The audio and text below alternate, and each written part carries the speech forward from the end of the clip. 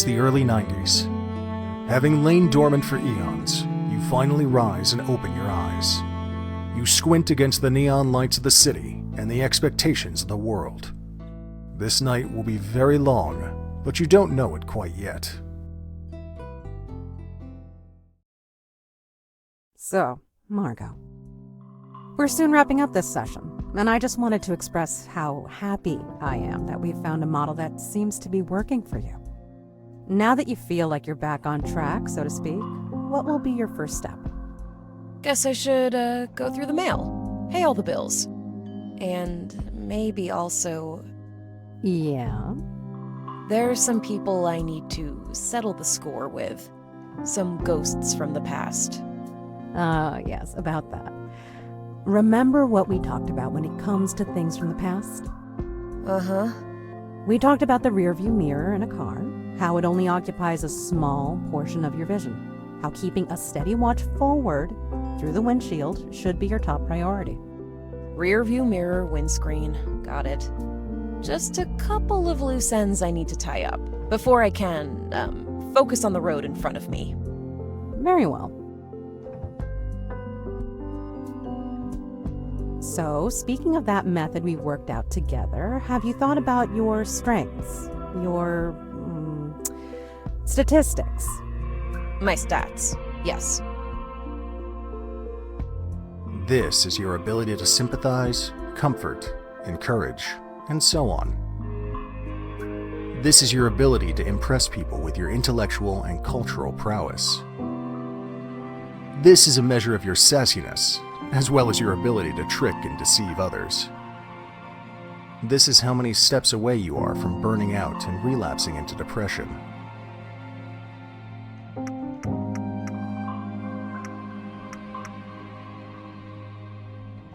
Yep, I've given them a proper thought.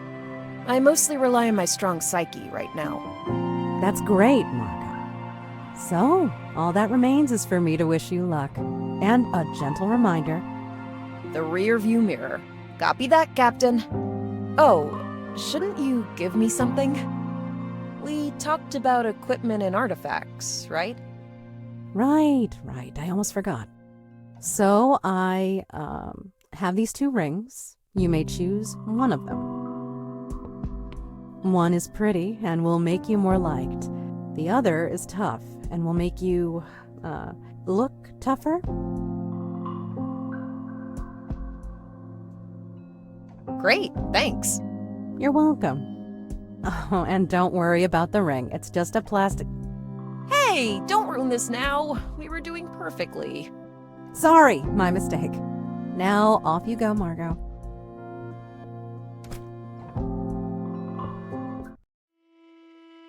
You return home from what may have been the last visit to your therapist's office. Use left and right arrow or the joystick to move around. Interact with space, the A button on the controller. Open your equipment window with Tab. Select on your controller. F1 or Start opens the options. Escape, X on controller, skips cutscenes and conversations. Sorting the mail requires a 3 in mental resilience. You sift through the mail, trying to sort out the most urgent matters. You suddenly see a letter that sticks out from the utility bills and payment reminders. You keep that letter, which is dated 3 weeks ago, and throw away the rest. You'll read it whenever you feel ready.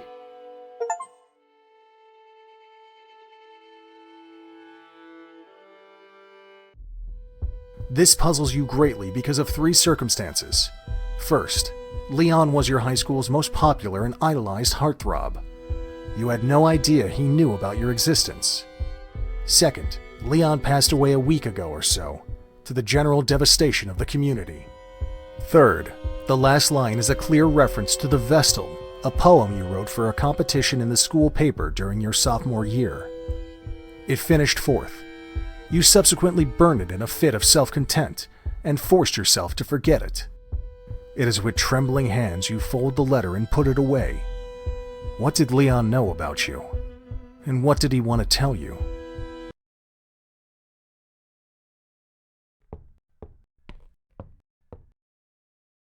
You check your old jar of various things. From inside, you extract, of all things, a tuning fork. A memory resurfaces. The tuning fork belongs to Frank, a perfectly normal person that you, incredibly, dated 2 years ago. He's your first, and only, lover so far. Your separation was mutually agreed upon, which means the prospect of running into him again, and perhaps even returning the musical device, is not terribly daunting.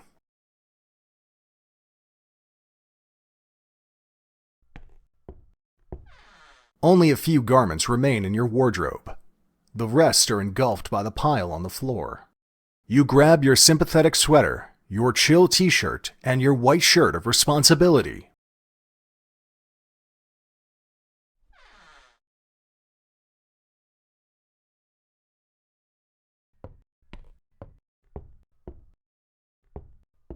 You decide that your first stop will be the beer cafe, where you can catch up with your friends.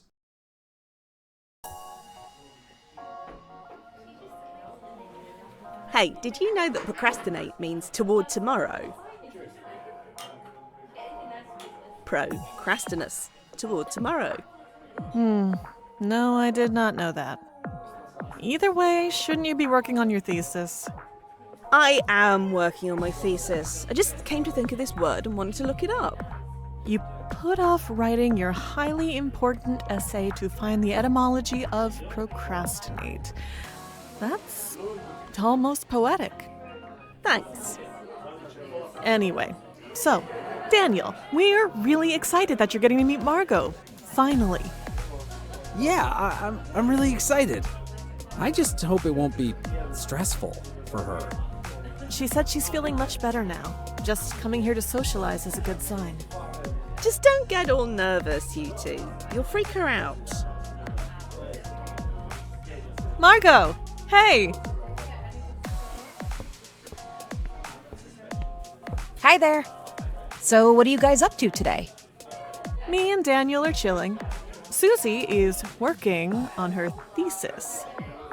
Hey, I heard those quotation marks. But in actuality, she's just browsing for random trivia. Hey, did you know that trivia comes from the Latin word for three, as in the three types of knowledge, namely grammar, logic, and rhetoric? So, Margo, what are your plans for tonight? Well, it seems there's some stuff I need to look into. But then my plan is to hang out with you guys. Sounds great. So, this is Daniel. Oh yeah, it is. It's me. Oh, nice to meet you, Daniel. Kim said so many nice things about you. Yeah, me too. I mean, you too. That is the same to you. Oh boy. Daniel is a journalist. Still an intern, actually. Just got my degree. Okay, I see you guys have arranged for us to meet and maybe date or something to that effect, and I appreciate the thought. And you're charmingly shy, Daniel, and probably well-behaved. However, there are some things I must sort out. You see, Daniel, I've been given this little window of opportunity, a sudden gust of tailwind, and I'm momentarily back on track, and I have to use this time to address some unresolved issues. You're right, honey. We understand. Yeah, totally. We'll be here when you need us. Care to elaborate on those unresolved issues? Well, maybe later. So, about Leon. Pretty unexpected, right? Oh, yeah. That was sad. Leon? Is that the guy that... Yeah, he OD'd last week. Or killed himself. There are conflicting versions. That's some heavy shit. You all went to West Rapids High, right? Yep. The three of us weren't exactly the center of attention. Leon pretty much was. You did get some attention for your accent, though. But yeah, Leon was literally worshipped. Captain of the football team, all of that shit. Must have been some guy, huh? You don't know the half of it. They've even left Leon's locker untouched, like a shrine or something. And now that he's died, they put flowers there and stuff. As if he was still an actual student there. So you guys don't really know much more about his death? Not really. can't say I've spent too much time trying to find out the details. Just picking up the rumours going around. Yeah, I see. I heard there's a wake tonight, actually. Is that so? Yeah, they decided to have an extra memorial ceremony, since so many people knew him. It's over at the community center. I see. Do you guys plan on attending? Not really. You? Not sure. I might drop by. Frankly, I assumed that'd be the last place you'd want to visit. Seeing how you're bound to bump into... well... The people that bullied me. Thanks for the warning. I'll tread lightly. Why so hung up on Leon? Did you even speak to the guy? I just... Look, I can't share any details right now, but I happen to know there was something he tried to tell me before he died. Oh, wow. Well, I'm sure you'll tell us all about it at some point. Gotta go now. I'll see you around. Later.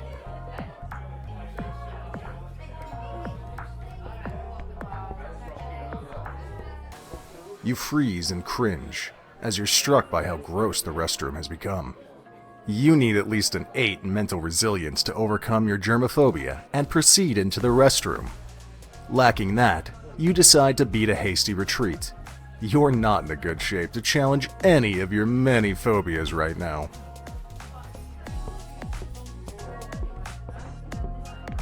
You pick up the box of matches. It's soaked in beer, but will probably be usable once it dries. Hi, Daniel. Hi, Margo. I hope I didn't come across as rude before. Oh, no. I think it's cool that you're being so honest. It's great that, you've managed to land on your feet after your, My depression. Yeah, so how are you holding up? If you don't mind my asking. No worries. I have this coping mechanism my psychologist wanted me to try. To get, a healthy distance from everything. Wow. You know, I'm really interested in these things. I actually plan to study psychology at some point. Can you explain how that works? Basically, I'll try to view my life a bit like a game. So I imagine I have stats and stuff, and I progress in life like I would in a game. Don't worry, I'm not completely delusional. It's just a bit of a mind trick to handle my recovery. It suits my mild OCD quite well. Oh, wow. That's so fascinating. I hope you don't think I'm a complete lunatic. No, I've just never heard of anything like that. But hey, I love games myself. You know what? I've got this idea. I can give you quests, and then I'll give you rewards, or experience points, or something.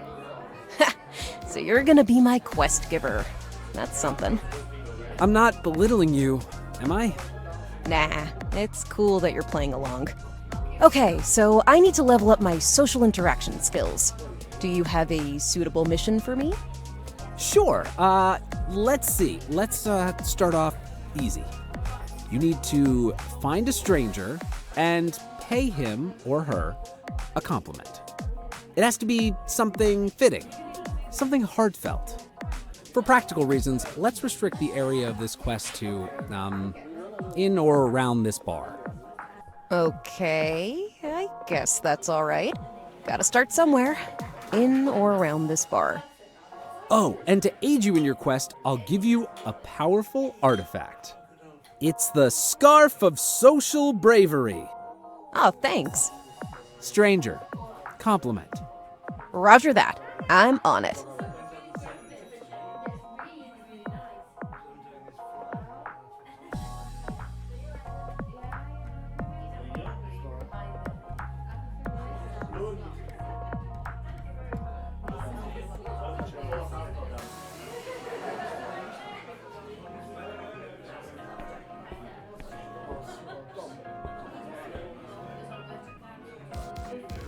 What can you recommend? A friend is marketing this vitamin shot. It's on the house today. Absolutely. You down a shot, and its nutrients take immediate effect. You gain a +1 bonus to your mental resilience for 10 seconds.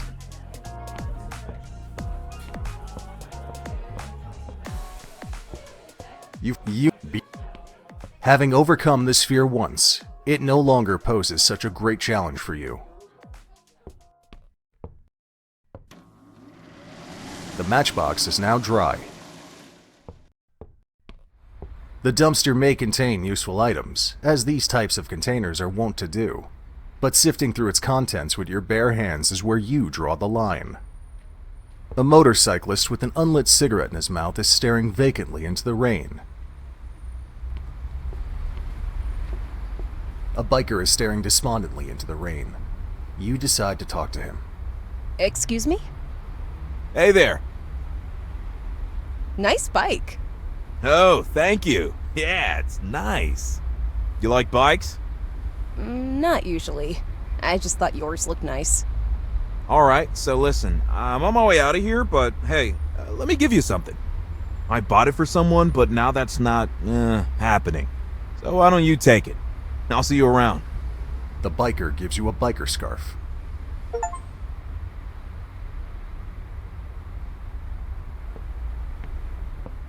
A biker is staring despondently into the rain. You decide to talk to him. Excuse me? Hey there. Lost something? Yeah, can't find my lucky matches. Here. Wow, thanks. The biker lights his cigarette and packs his things. Before he leaves, he hands you back his lucky matches, saying you might need them.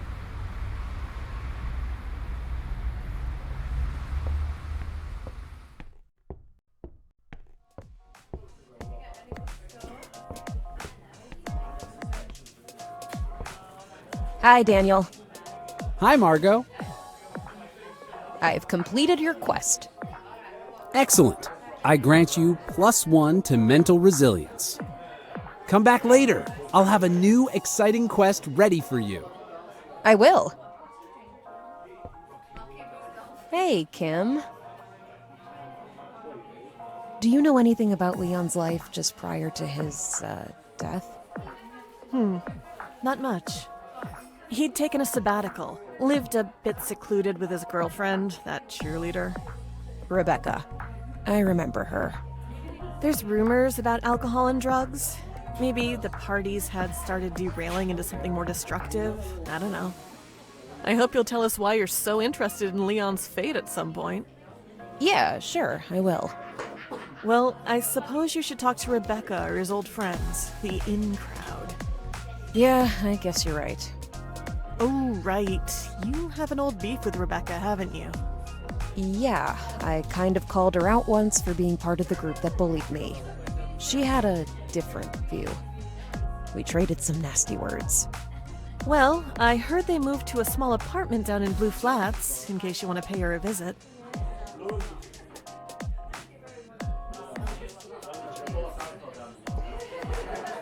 Hi, Dan. Hi, Margo. Gotta go. Catch you later. I'll see you around. Hey, Kim. So, how are things in college? Not bad. It's nice that most people have matured. I was fed up with the high school mentality. A lot to read, but that suits me fine. You'll soon join us. Just make sure to recover properly now. Take it a day at a time. Thanks. I will.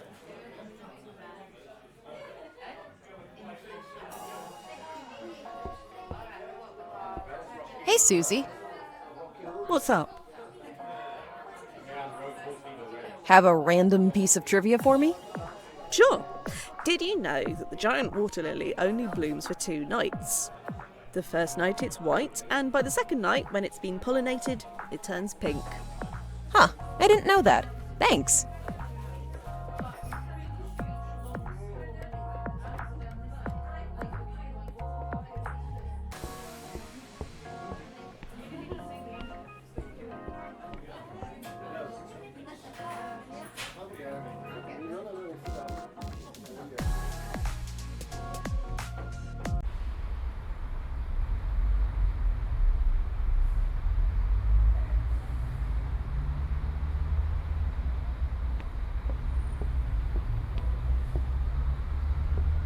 Hey, lady, you're a cute girl.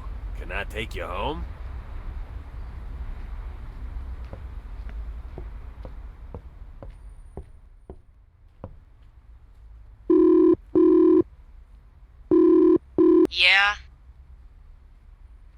Hey, Rebecca.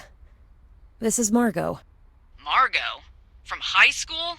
Ugh, what do you want? I've come to bury the hatchet. You must be distraught. Wow, someone actually asking how I'm feeling. That's a first. Can you let me in, Rebecca? Fine. You hear the front door unlock.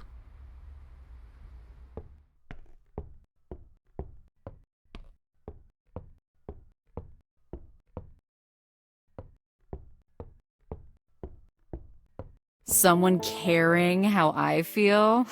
How original. So, yeah. How are you feeling?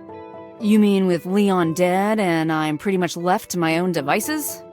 Not to mention how I'm a superficial, empty-minded gossiper, if I recall the words properly. Look, Rebecca, I don't want to enter a game of who hated who. Can we leave the past behind us? Sure, whatever. I'm just in this fucking nightmare. As if Leon's death wasn't enough, people are being really shitty to me. It drives me nuts, everyone having all sorts of crazy theories, like how I deliberately made him a drug addict to the point that he overdosed. I've been so mischaracterized.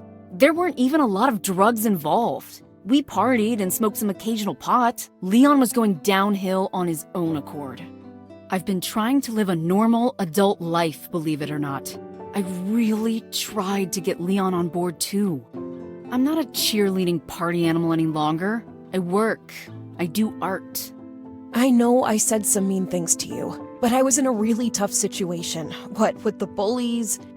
You had friends, Margo. Real friends.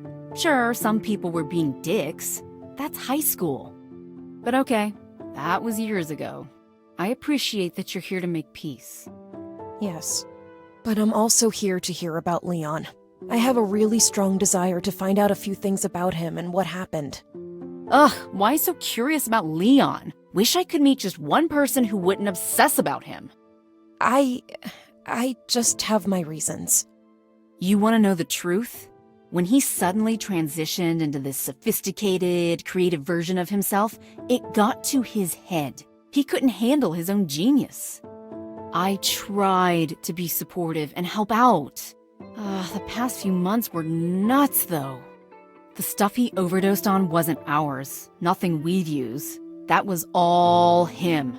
Not that it matters exactly how he went. Could have been a bridge. So it was definitely suicide? There's a fine line between suicide and leading such a destructive life. It just gets you, eventually. Did you hear him talk about poetry? Did he write himself or become very occupied with certain poems?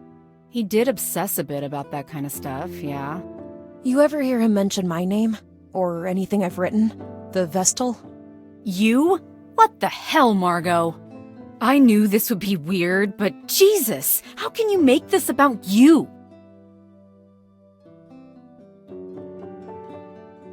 I'm sorry. I'm making my way back from a year-long depression. Yeah. I heard you've been down and out, kind of.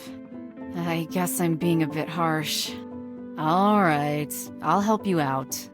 He wrote a lot the past few months. I wasn't allowed to see, but it was some kind of diary. He said the writing helped him sort things out. He promised I'd get to see it one day, that it would explain a lot. No idea where any of it is now, though. It's a little sliver of hope that it will provide some kind of key. Did he leave anything at all behind? I know this sounds super weird, but there was something he wanted to share with me. You? Leon didn't know you existed. Never heard him say your name. You used to obsess about me and how I didn't want to be your friend. Now you're gonna obsess over my late boyfriend? Just humor me, okay? What harm can it do if I look for his diary, huh? I'll hand it over to you right away. There's some stuff in that box that I was gonna throw away. Feel free to take a look. It's yours. The diary isn't there, though. Thanks. Are you fine with me looking for the diary on your behalf? Why not? I don't have the resources, really, and right now, I gotta prepare for the ceremony tonight. But if you find it, just make sure I get to see it, untampered with. Of course. Any other place he stored his belongings? Oh yeah, there's a storage unit in the basement. He locked it with a really strange padlock, so I haven't bothered with it yet. Should get it opened one of these days. Can I pay it a visit? Sure. I'll give you the code to the front door so you can come and go as you please. Thanks. You search through the box. You find a copy of the novel Dune, as well as a sporty cap.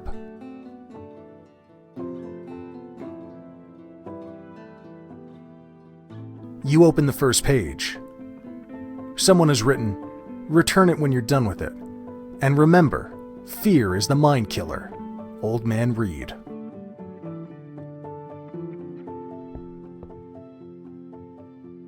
Ever heard of a certain Old Man Reed? Oh yeah, Old Man Reed. They had some kind of writing club together. A super old semi-junkie who used to be sophisticated as hell, apparently. Where can I find him? This was a part of Leon's life that I wasn't let into. No idea where he lives or what he does. I know he used to hang around Piranha Plaza with some other old geezers. The Piranha Plaza. Thank you. So, about the wake tonight? Sure, you can come. It's an open ceremony. I mean, you're bound to run into your old enemies, but hey, maybe it'll be alright. Thanks, I know.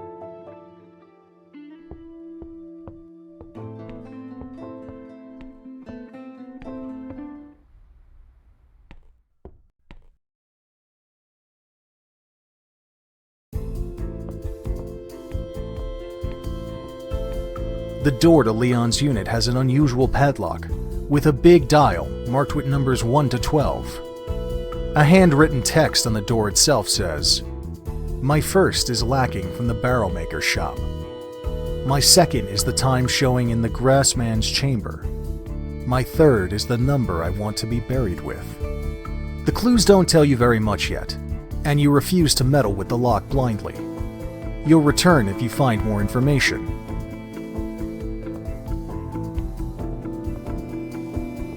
Someone started clearing their storage space. There's a seemingly unused Christmas tie in the box, still in its plastic sleeve. Since it's apparently about to be thrown away, you take it.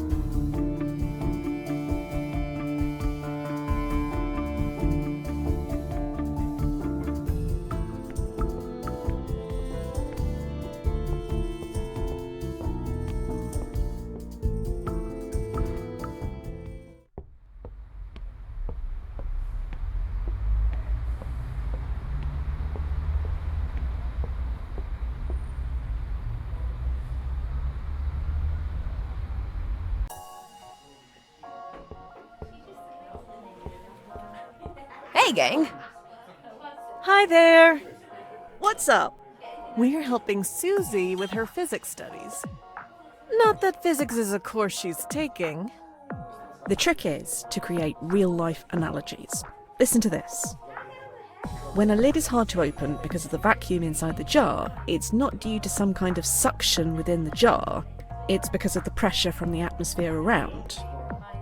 I kind of remember that one from physics class. We're speculating that it may be the same thing with people. When people don't open up but keep everything inside themselves, it's not because of a force within the person, but the surrounding pressure. Pretty deep, huh? Very. I'm impressed. Wait, there's more. Let's say you're floating in space and you have an item in your hand. Like a wrench or whatever. This is a new one. So you throw the wrench, right? And that makes you glide away in the opposite direction. Because even though it's small, it makes you move too, albeit very slowly. So when you push someone away, you're also moved in the opposite direction. Yeah, you're onto something. So, Margo, still have unfinished business to attend to, or can you call it a day? Well, I'm afraid there's plenty more to do. This may turn out to be a very long evening. But I promise I'll come back and chill with you guys when I'm done. Great. Hey, by the way, Kim, didn't you have something for Margo? Oh, right. I found a pair of cheap reading glasses, but they turned out to be some kind of decorative zero-power glasses. Daniel suggested I give them to you. For whatever reason.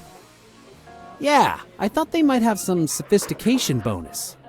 Bonus? That's fine. Thanks a lot, Kim and Daniel.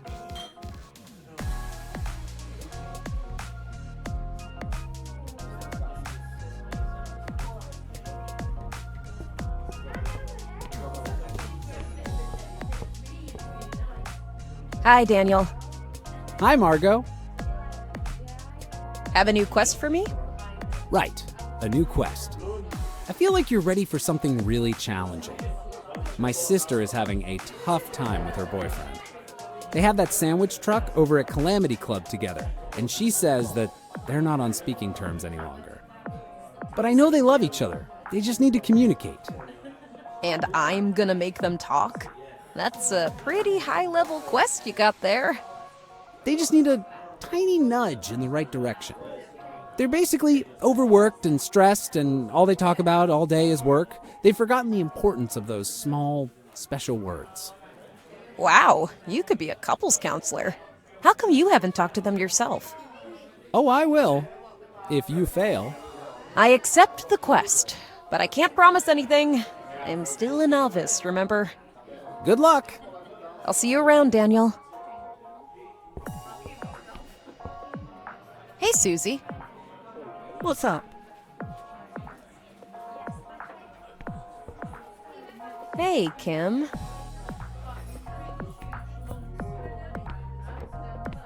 Most hunters try to hit the vital organs, but I like the taste of stress myself.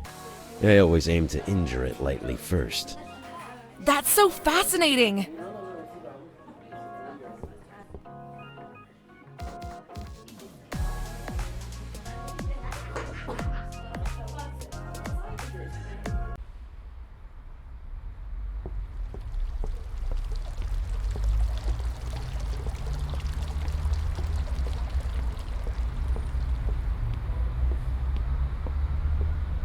This should be Frank's music store. Since your short relationship was ended amicably, there's no anxiety involved in entering the store, and hence no need for any skill checks.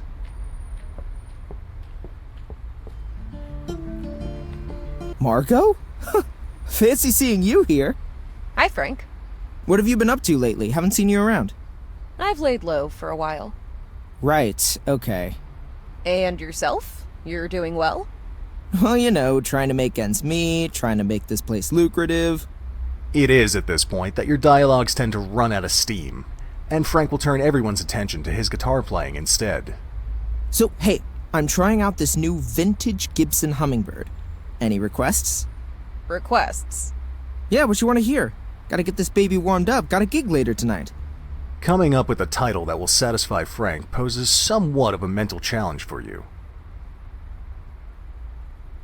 Blackbird. Ooh, good choice. I've been practicing this one.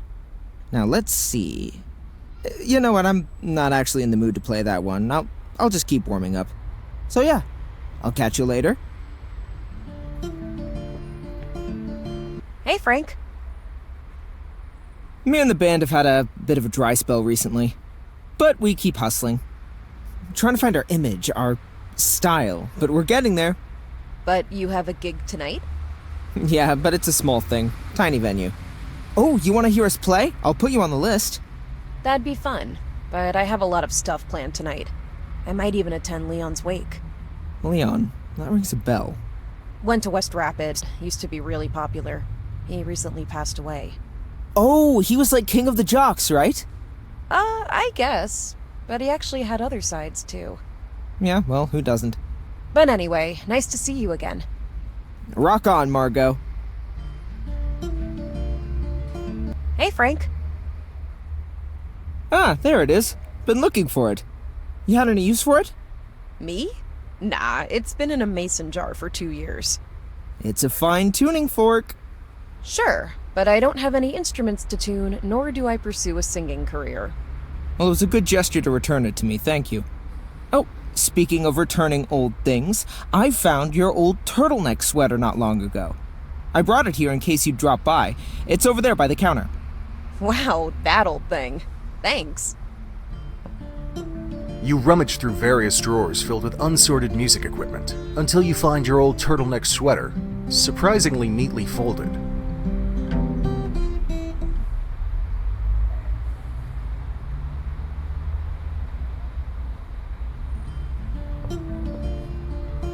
Hey, Frank. You wore that a lot when we hung out. Was it 1 year ago, a year and a half? 2 years, Frank. High school prom. You were cool in a nerdy kind of way, playing with the band. Oh, right, high school prom. Yeah, I was pretty cool under the circumstances. And you were a bit of an enigma. At first you'd come across as a know-it-all, a bit stuck up. Uh-huh. Is there a continuation here? I'd say aging a few years has done you good. It becomes you being past your teens. Hey, I don't remember giving you a feedback form to fill in. Sorry, I just see a new strength in you. Thought I'd share that.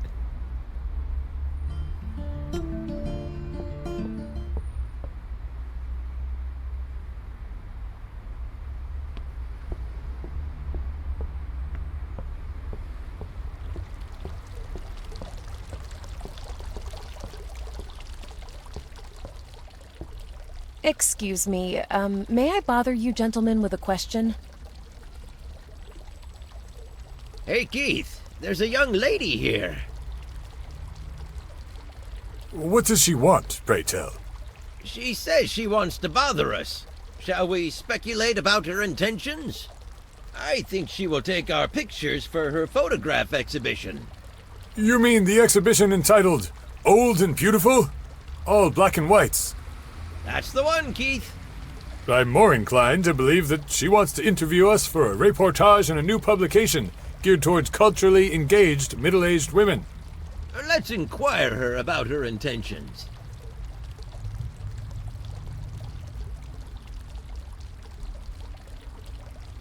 I'm looking for a man known as Old Man Reed.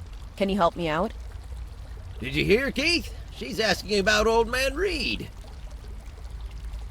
About whom? About Old Man Reed. That's what I thought. Tell her we're waiting for him. Are we, though? In a way we are, I'd say. But we know that he likely won't come. That's a semantic quandary. Can you wait for something that you know will not take place? And still, that's how our activity here can best be described. That reminds me of that Samuel Beckett play. What's it called now?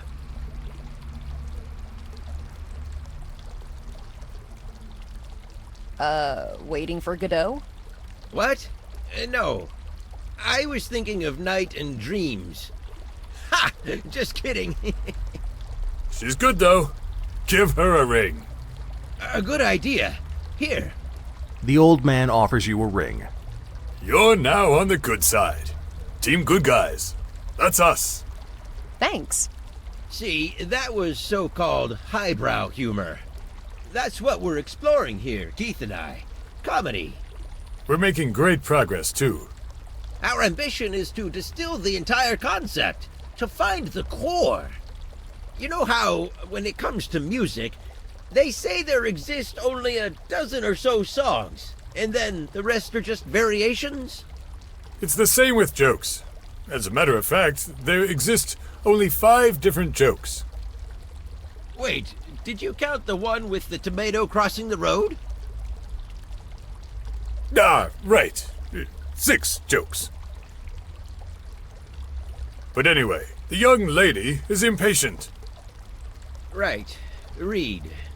Yes, please. Where can I find him? The hospice at Forested Dale. He's dying, you see. Oh, Right. What's your business with Reed, anyway? A friend of mine borrowed a book from him. I just thought I'd return it. Ah, that strange young writer. Yes, Leon. Did you know him too? He passed away, in case you didn't know. I'm searching for his last writings. Sorry to hear that. Ah, me and Tiger never dealt with that friend of yours. Reed used to be a great writer. The young fellow found a Cicerone in him. They formed a writing circle and were pretty productive as far as we've understood. although perhaps a bit too fond of, stuff that makes you creative. I see. I wonder if Reed might know where Leon's writings can be found. I doubt you will get much out of Reed at this point. He's probably just barely awake. All right, thanks for the information.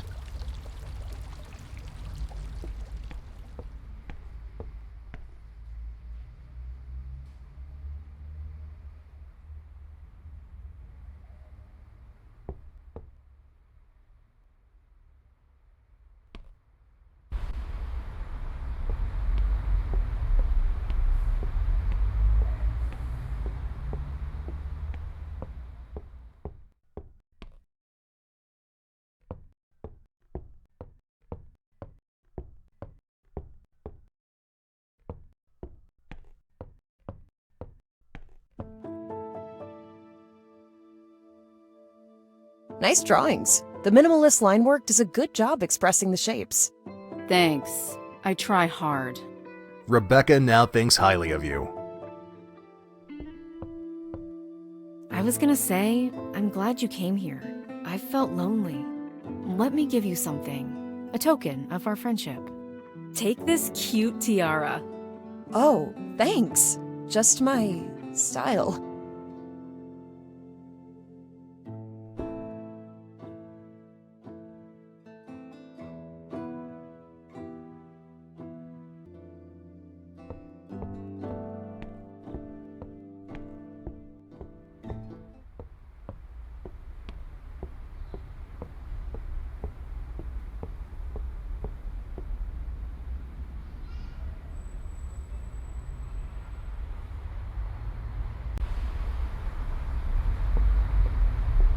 Number 3. Excuse me. Good evening. I'm looking for a certain Mr. Reed, a patient here. I'm sorry, but it's past visiting hours. Oh, I see. Is he here, though? We can't discuss patients with anybody that shows up at the door. You should book a meeting and come back tomorrow.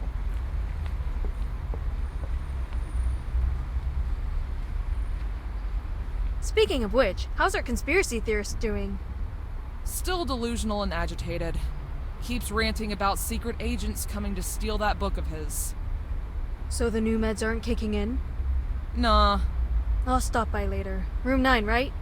You now know that Mr. Reed is indeed a patient here, and that he stays in room 9.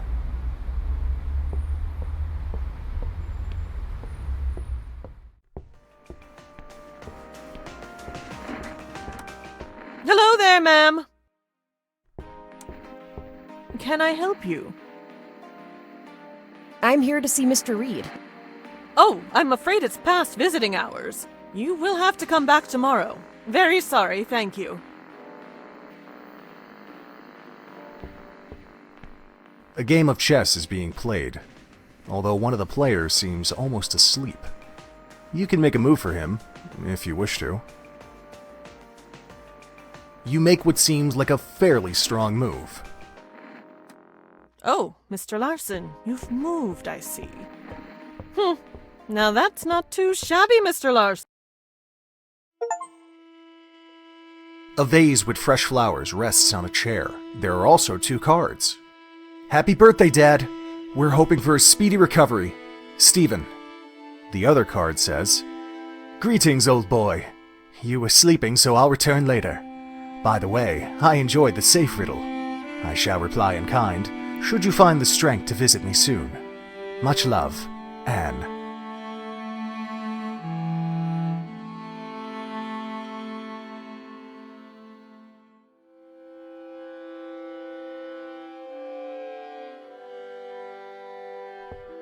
Hello? Who's there? Hi, Mr. Reed. My name is Margo. Are you that student nurse? Rats, so I've been put on watch now. My hours are numbered. Actually, I'm a friend of Leon's, whom I believe you knew as well. Knew? Ah, so you got him. Figured it was only a matter of time. Did warn him, though. What? No, I didn't get him. I'm a friend from high school. I'm not involved in his death at all. Uh-huh. So, what's your business with me, exactly? In fact, I'm looking for the book he was writing in before he passed away. Some kind of diary, I think. How predictable. And just to think of all the times people called me crazy. You agents are smooth operators. I'll grant you that.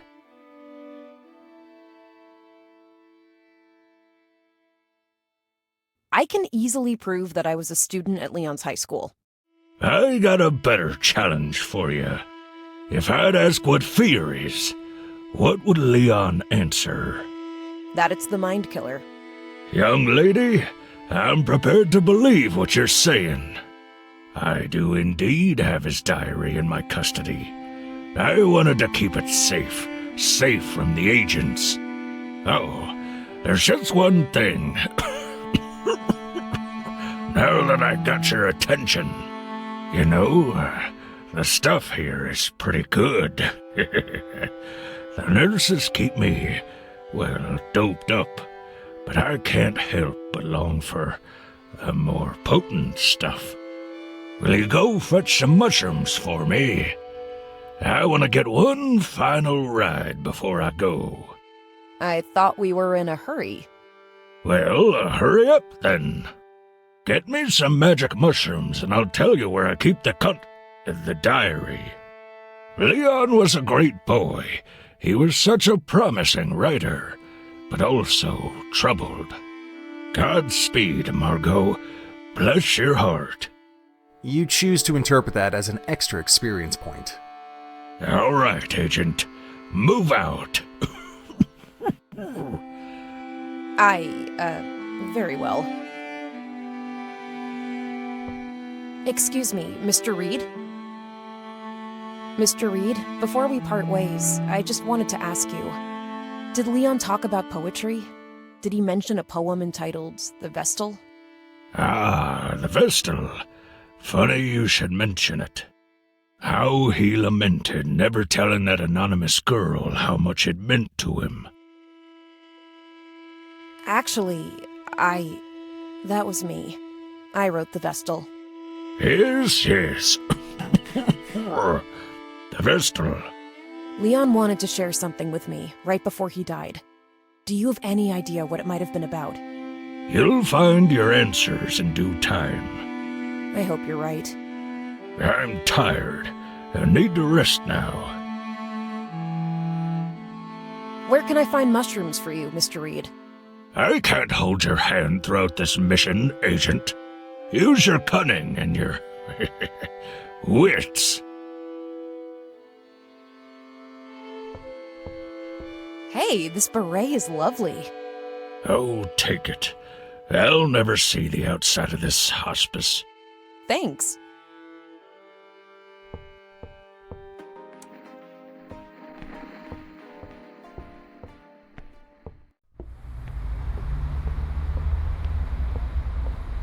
Number 3.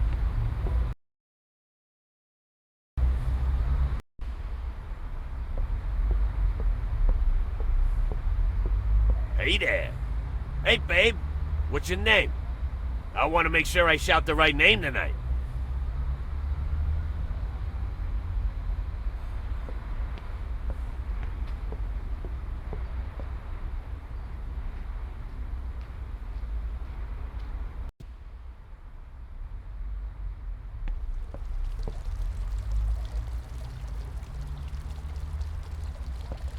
Hello again.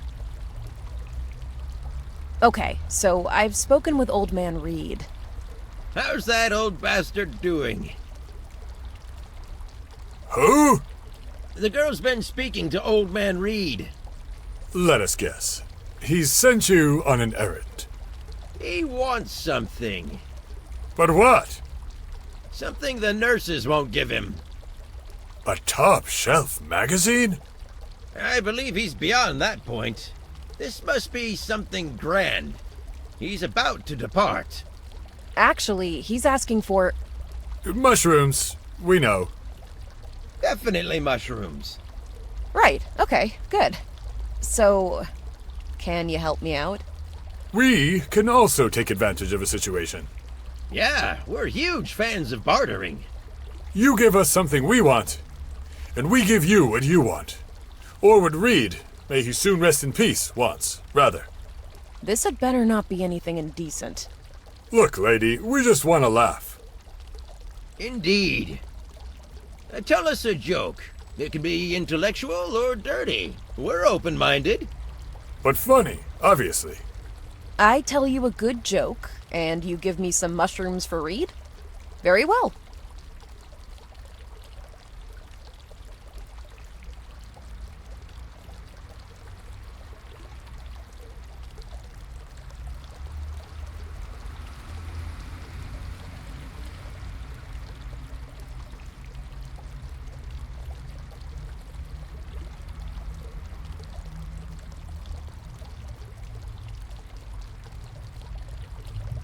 Hello again. Alright, here's a joke for you. A mother told her husband it was time to talk about the birds and the bees with their son. The birds and the bees? Sure thing, said her husband. So he took their son for a walk and started explaining. So, son, remember last summer when you and I went to the countryside? Sure, replied the son. Remember that farm wife and her daughter that we met? Yes, I do, said the son. Remember what we did with those two upon that flowery meadow? Yes, Dad, I remember. Good, said the father. Well, that's how the birds and bees do it as well. That was good. Not great, but good enough. I concur. All right, lady, here's the wares. Go give Reed one great trip. I hope he sees some interesting birds. Birds? He gets visions of weird birds during his trips. He's got a sketchbook full of them. His interest in real birds was always pretty limited, though. Oh, and don't flash them around. There are narcs operating in the area. You swallow hard.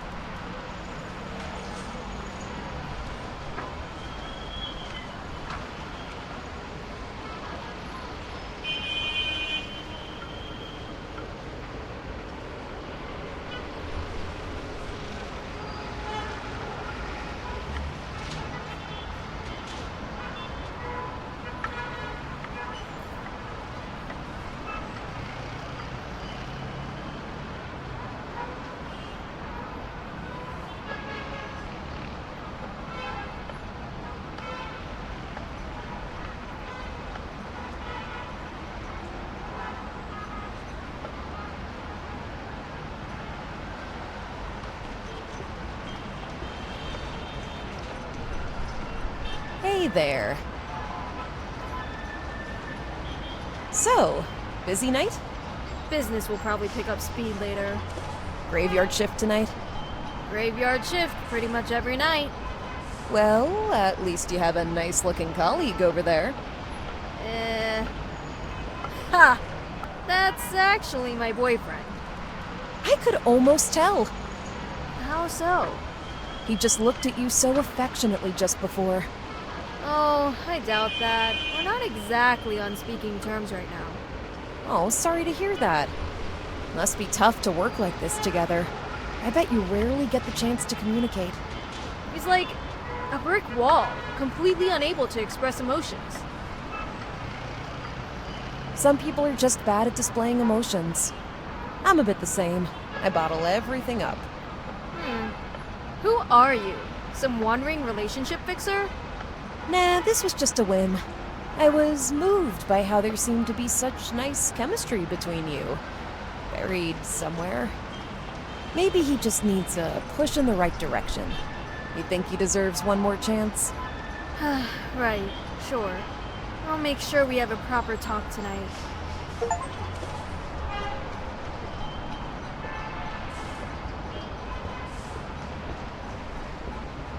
You cringe as you see the name Allison Harding. As a teacher in West Rapids High, she couldn't hide her disdain for you. Now she's apparently become a motivational speaker. Isn't that grand? To your great horror, Miss Harding, your former teacher, is standing at the bar. Just the sight of her makes you shiver.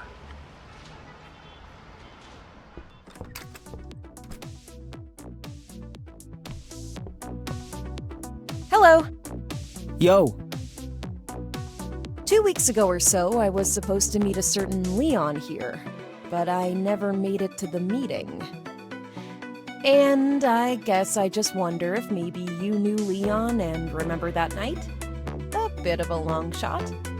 Actually, Leon used to be a regular here. And yeah, he was stood up that night some 2 weeks ago or so. In fact, he told me to give an item to someone called Margo whenever she'd show up. Oh, great! I'm Margo. Well, this is weird. Later that same night, after Leon had left, a woman showed up asking for him. She said her name was Margo, so I gave her the item. What? Yeah, this was weird. So you're saying you're Margo? Yes. She's Margo. I can vouch for her. Okay, thank you, Miss Harding. What did she look like? Can't remember. I meet a lot of people here. She had a bright red coat, though. Bright red coat. All right. Oh, actually, she left me a number. Told me to call it if Leon showed up. I'll give it to you. Great, thanks. Oh, the item. What was it? It was a piece of jewelry, like a pendant. Okay, thanks for your help. Hello, Miss Harding. Hey, Maggie, right? Margo. Right. How can I help you? We should... I mean... Sure, Maggie. Look, I gotta be on that stage in half an hour, but it was great seeing you. Yeah, I'll let you prepare. You had low expectations before this meeting, but this was something else.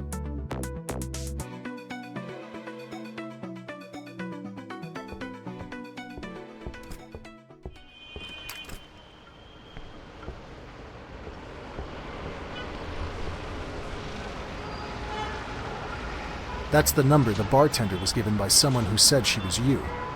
It says, "Ask for Mrs. McCarthy."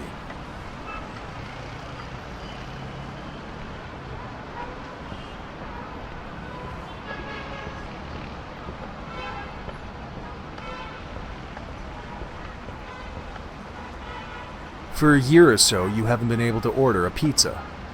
And now you're supposed to call up mysterious impersonators? I'll give it a try.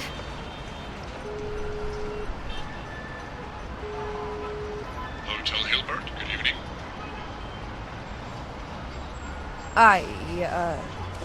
May I speak to Mrs. McCarthy, please?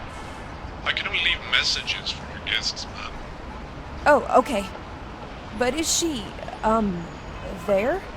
I can leave a message for Mrs. McCarthy, ma'am. No, that's not necessary. At least you know now where to look for her.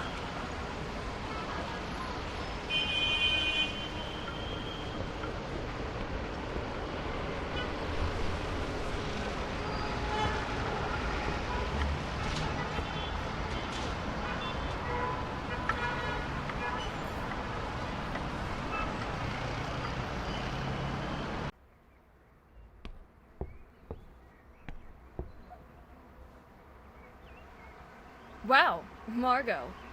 Fancy seeing you here. Long time no see. Being near, let alone confronting your former bullies, requires plenty of strength.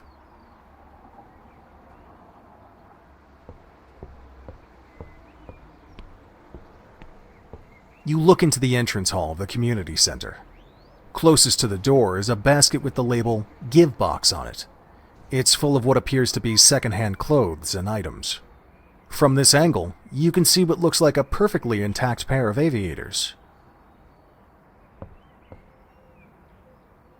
The assembly hall is still mostly empty. You take a look in the give box and snatch a pair of fully functional aviators. Hello. Hi. You're here for the ceremony? Leon Martinez's ceremony? Yeah, I think so, yeah. You don't know for sure? Let me know if I can help you feel more secure in your decisions. Thanks, but it's a bit complicated. I don't know yet if I'm supposed to be here or not. Well then. I'm Jack, by the way. Margo. Were you and Leon close? No. There was something he wanted to tell me. And now he's gone, and I have to find out what it was. Intriguing. You, can't share anything I say with other people, right? You got it. You could tell me that you've, poisoned the communion wine. And I still couldn't alert the congregation. That sounds a bit exaggerated. Well, the sacramental seal is absolute. But, please don't tell me you've poisoned the wine. It'd make my life really complicated. Don't worry. I won't tell you that. I'm actually really lost. My only wish is that when this night is over, I'll still have some sanity left. Why wouldn't you? I'm not sure this is really me. I developed a method for handling reality, and I intend to stick to it to the end of this night. Come back to me tomorrow then, and we'll see if we can land you safely again. You think you could give me something? Like a little token? A token of what? Something I can use in my quest. You're being a bit cryptic, Margo. I don't have anything to give you right now, but I can lend you something. Jack gives you a crucifix. Oh, wow. Thanks. You can return it when your night is over, and your quests are completed. But I'm not sure if I can wear this. I'm not exactly a practicing Christian. I might even be an atheist. I don't have any chains with dice on them. Sorry. Just try it out. If it's not for you, no harm done. Thanks. I'll return it sooner or later. I shouldn't take up more of your time. You have a ceremony to prepare. Later then, Margo. Some arts and craft group has made friendship necklaces that they give away. They are hideous, but you know that the potency of equipment lies not in its looks.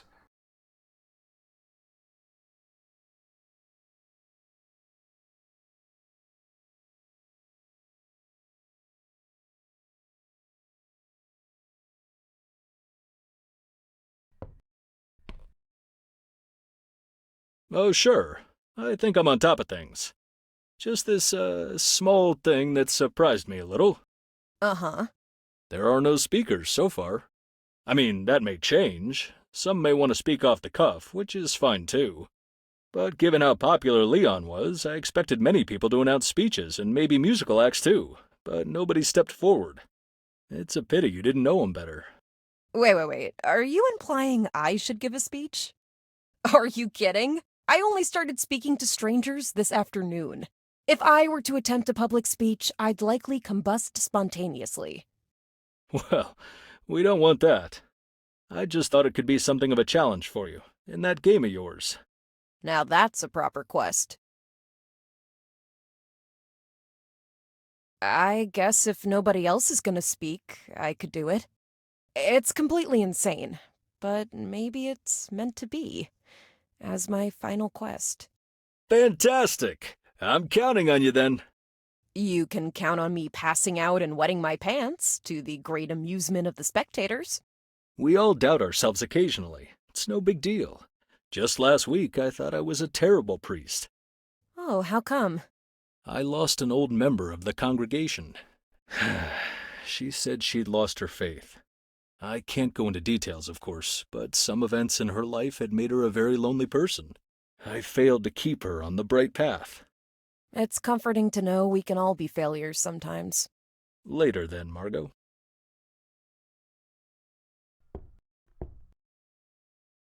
So, what do you do when you're not doing priest stuff? I go for walks, study the scriptures, and box.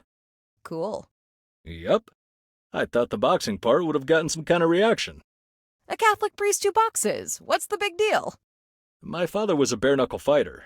He used to be quite a household name. What about you? When you're not trying to find out what the dead want from you?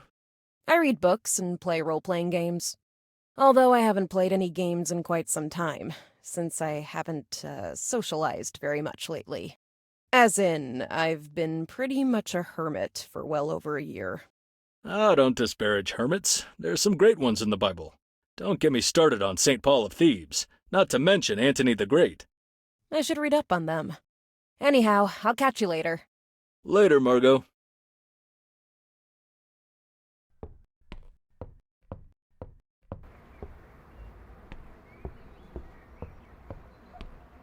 It's just surreal.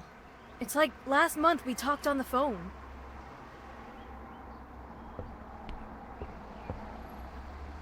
He was too big for this life. Word.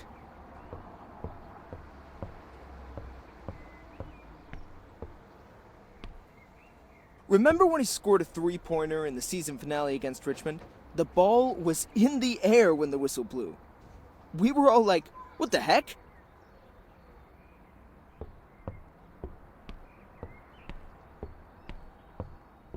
Hey, remember when they celebrated over at the Rifleman's? So Thompson orders 10 beers to the squad, and then Leon goes, "Hey, 10 beers for me too!" That was rad as heck.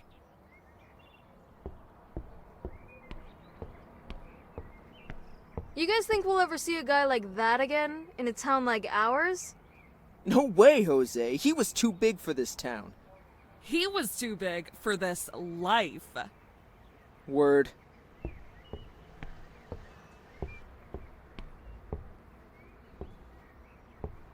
It's just surreal. It's like last month we talked on the phone.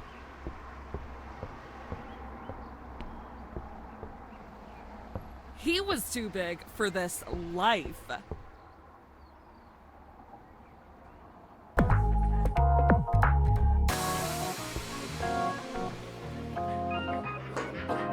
Hi, Daniel. Hi, Margo. I've talked with your sister. I think I persuaded her to speak with her boyfriend. I knew you'd make it. So, you seem to have a lot of other quest lines going on? Yeah, this evening turned out pretty intense. I'll probably tell you guys all about it at some point. I see. Just remember that all adventurers must rest every now and then. I think I'll have time to rest soon. Great. Oh, and enjoy a +1 bonus to soft people skills. Thanks. I'll see you around. Hi, Daniel. Hi, Margo. So, how would you deal with someone who used to treat you really badly? Oh, I might try to find out about their side of it, their motive. Yeah, I've been thinking along the same lines. All right, so try talking to them. Maybe they have an explanation. Maybe they felt bad about it and would like to say sorry. If my former enemies are anything like I remember them, then that doesn't sound plausible. But it's worth a shot. Thanks for your input. Gotta go. Catch you later. I'll see you around. Hey, Kim. You're a wise person, Kim. How do you deal with people who've wronged you? That depends. But I believe the best option is always to just move on. Ignore them. But what if you feel like your happiness depends on it? Like closure. You know the saying, success is the best revenge? Just ignore them and do your thing. Show them you're successful. That only works for people who are successful.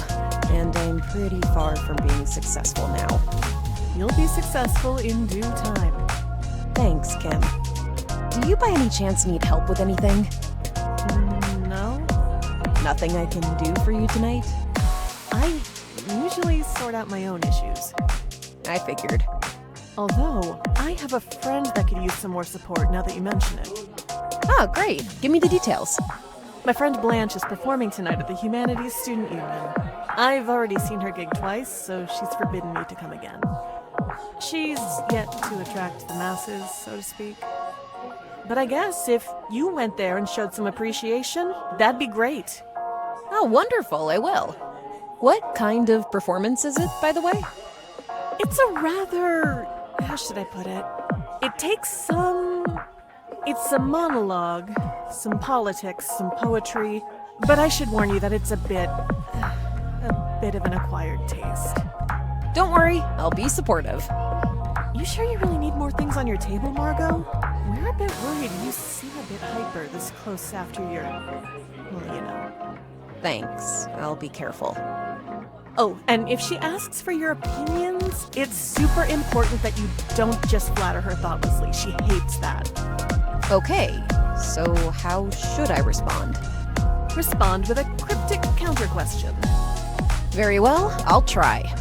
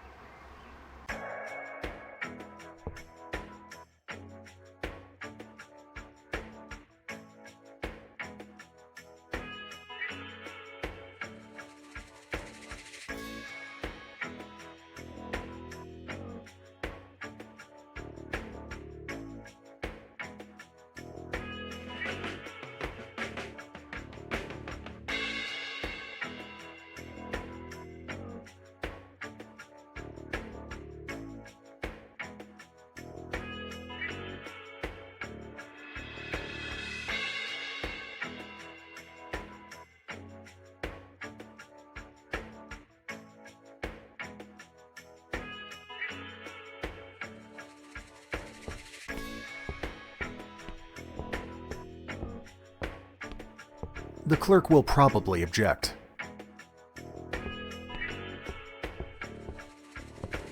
Hello. Hello. I'm looking for Margo. Uh-huh. And you are? I'm the real Margo. I don't even know what that means. Are all other Margos unreal? Your friend has pretended to be me, and has something that's mine. Sorry to disappoint you, but I don't know any Margo. The owner of that red coat. Look, girl, we can't help you. I suggest you move along. No, I want... Look, I mean it. You don't want trouble. Walk away. Okay. Hello. Hello. I'm looking for Mrs. McCarthy. Oh, Mrs. McCarthy. You think you can come back in a little while? She's busy right now. Oh, okay. A bright red coat hangs on the back of a chair.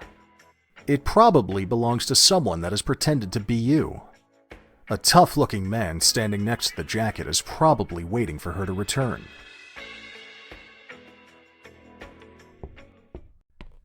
The sanitary dispenser gives you an idea. You procure one napkin. Someone is occupying the toilet. You hear heavy breathing from within. Hello? What? Are you, alright in there? Yeah. Just a bowel-related episode. You sound troubled. Should I ask your friend to give you some kind of assistance? Friend? Oh, Neil. Look, kid, I'm fine. I just got a slow stomach today. Now scram, will you? Sure, sorry for bothering you.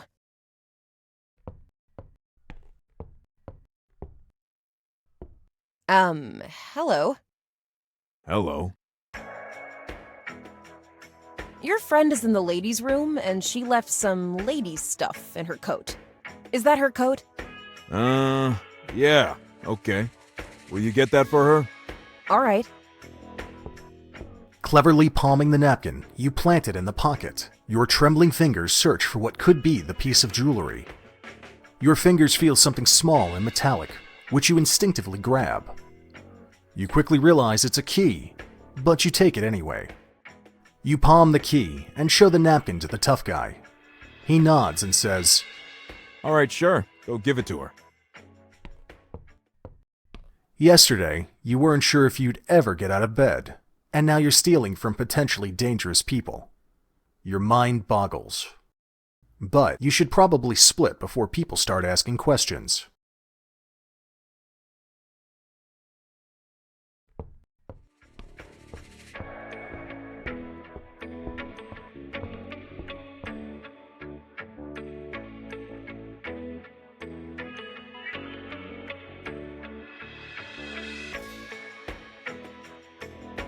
The clerk has a preoccupied look in his face. Good evening. Good evening, ma'am. How can I be of assistance? Looks like you're far away in your thoughts. Excuse me, ma'am. Ha, I guess you're right. Just thinking about my pumpkin plantation at home. Typical me, planting dozens of pumpkin seeds, thinking I can make an extra buck selling pumpkins. Turns out pumpkins have male and female flowers. They are distinguishable by an extra mini pumpkin before the flower. So all my male flowers withered and died before I managed to get a hold of a female one. Now I only have one female flower that suddenly bloomed, but no male flower left. And the local flower shop is fresh out of pumpkin flower seeds. On top of it all, I'm really cold and tired, and I think I'm about to come down with the flu. Oh, this is so unprofessional of me. Sorry for spilling my guts like this. No, don't worry. But the pumpkin debacle kind of got to me. I understand perfectly. I am looking for a Mrs. McCarthy. I can leave a message for any of our guests. So I can't visit her here? I can leave a message with a request for a meeting in this lobby, or elsewhere, at any given time. Very well. Can you leave a message for her, saying I wish to see her right away? Certainly, ma'am. Please hold. Feeling unexpectedly adventurous, you decide to check the baggage room. You quickly scan the small space, but find no tags with McCarthy. You do, however, find a backpack with the name Neil on a tag. You feel through the backpack, but find only clothes. You also find a pair of studded leather armbands. Will you take them? You decide to steal the pair of studded leather armbands, partly as payback, partly because they look cool.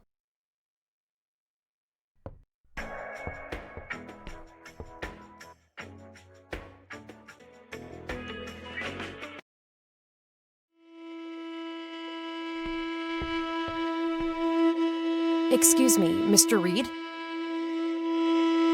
Mr. Reed, did Leon mention a woman in a red coat?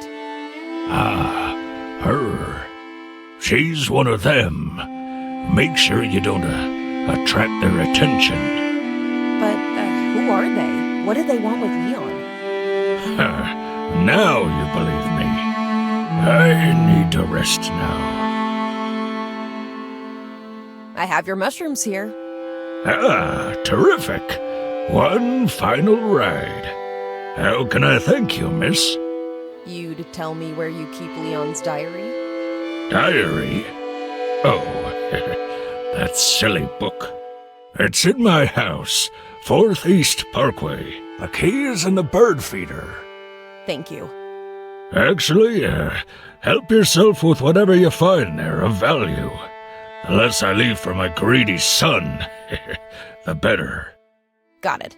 Thanks a lot, Mr. Reed. Now let me see my birds. My favorite ones appear after some mushrooms.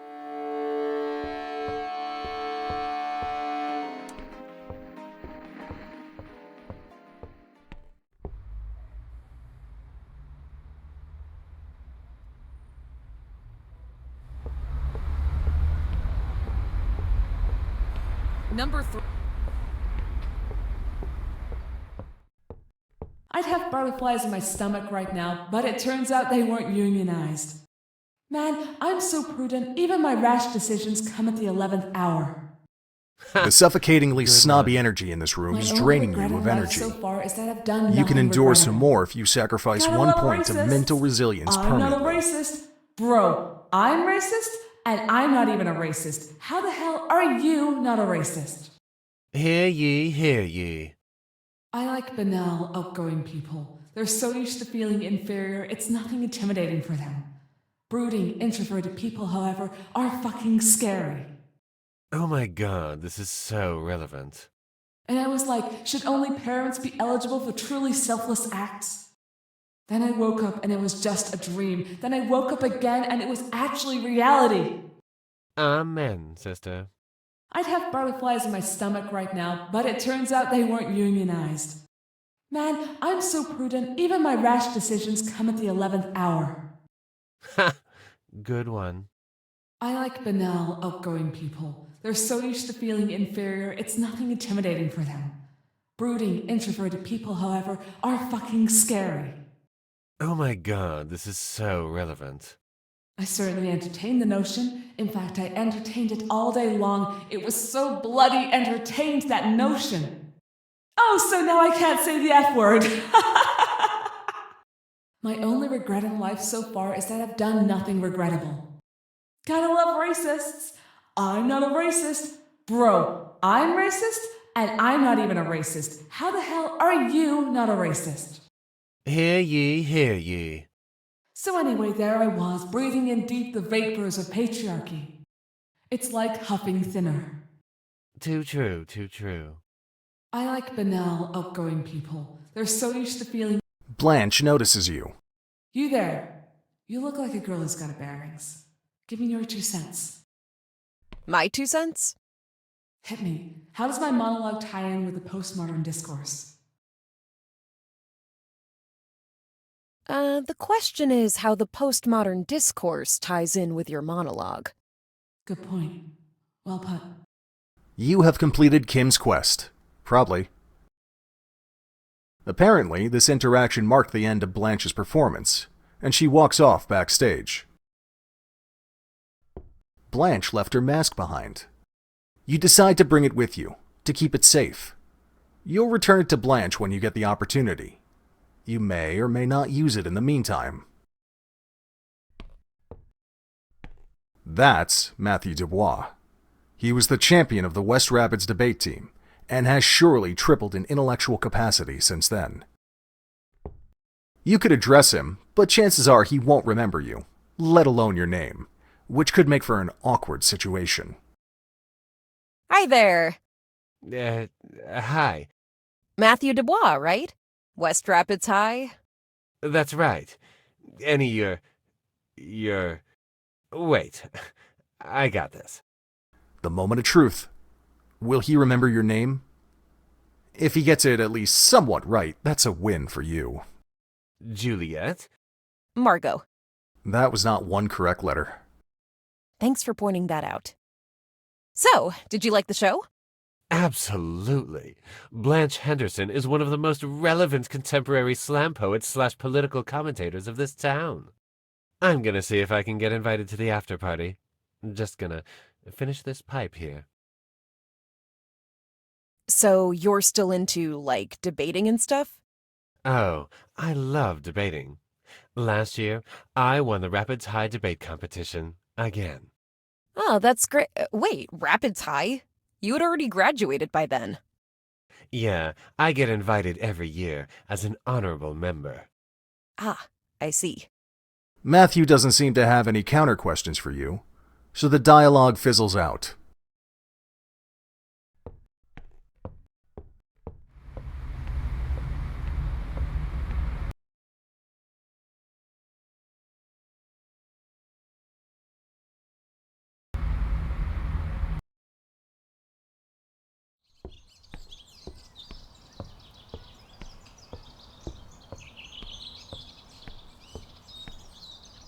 The bird feeder is empty, contrary to Mr. Reed's instructions.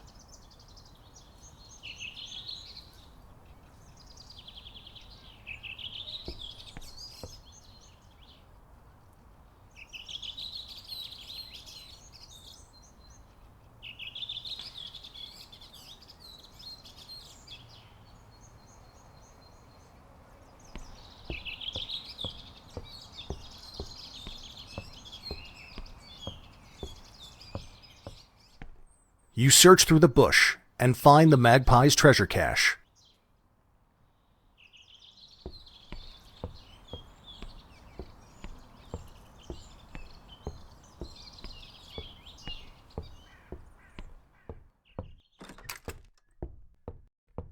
The rather chaotic bookshelf is chock full of all sorts of literature, including reams of notebooks.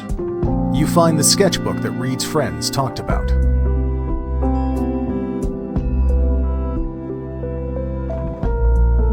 You decide to examine the lock mechanism of the safe.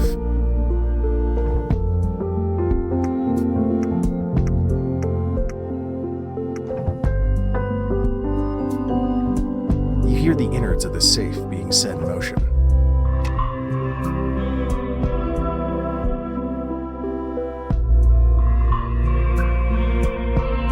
You browse through the interior of the safe. You find a small lever.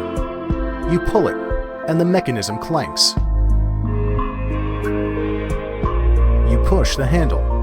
The door is now unlocked, and you can enter the inner room. An old fedora rests on the table. Remembering Reed's instructions, you claim the hat is yours. You open the drawer. Along with some stationery, you find an envelope with some Polaroid pictures in it. On the table rests some kind of meeting protocol. It says, Attendance, Leon Martinez, Mortimer Reed, Ann Cooper. Assignment, select a contemporary poem that you would like to be read at your funeral. Next meeting to be held at Ann's, Verba Pulchra. You gather that Leon, Old Man Reed, and a certain Ann Cooper had some kind of writing circle together, and that their themes were rather morbid. You look around the room for what could be Leon's diary, but find nothing. You decide that whoever Ann Cooper is, she might know more. Hopefully, she's slightly more coherent than Old Man Reed.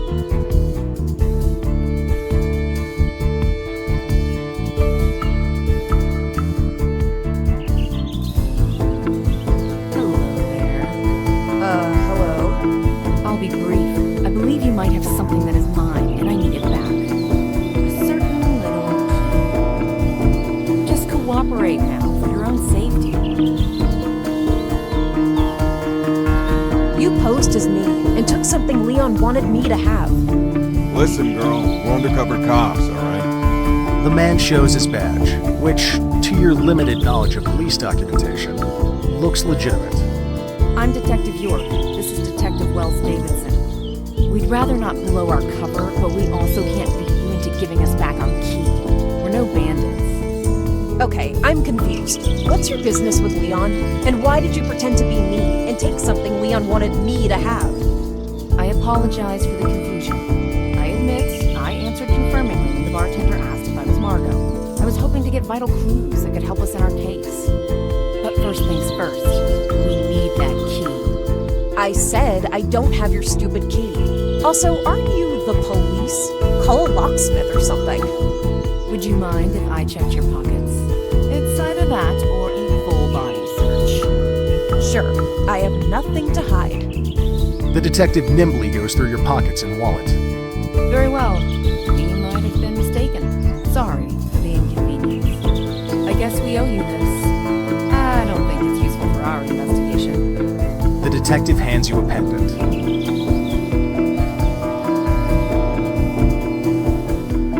Hey, wait a little. Now that we've blown our cover, let's play with those cards. We're looking for a certain notebook. Leon Martinez's notebook. If you have it or know where it is, you need to let us know. When asking for us, use the names Mr. and Mrs. McCarthy. Once past the detectives, you heave a sigh of relief. You have so many questions, but your heart is racing. and you need to get to a safe place to wind down now. You search through the bush and find the magpie's treasure cache. Your heart still racing, you decide to quickly leave the scene and head home for some rest. Within the walls of your headquarters, you try to relax your breathing and collect your thoughts.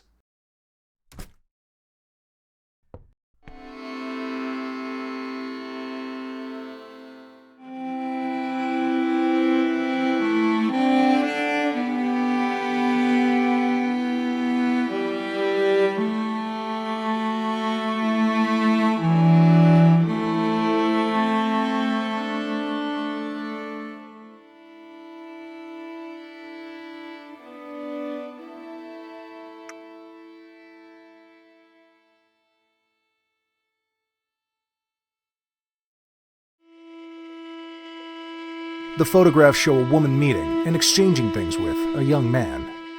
You'd say that the photos were taken in secret and that they may be compromising. You'd also say the woman is the lady in red and that the man is Leon.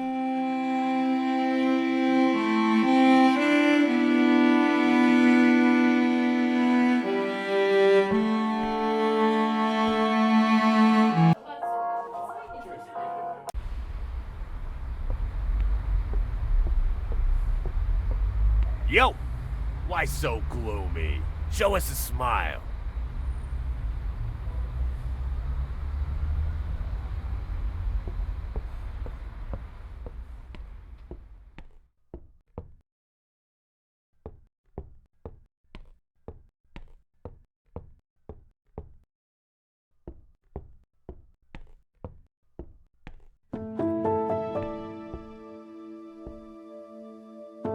Did Leon mention a lady in a red coat?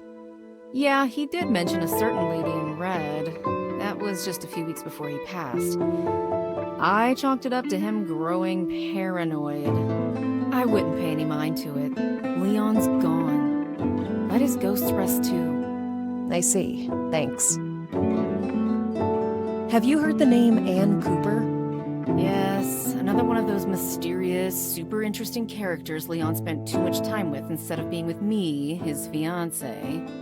I have absolutely no information to give you about her, though. She's just a name.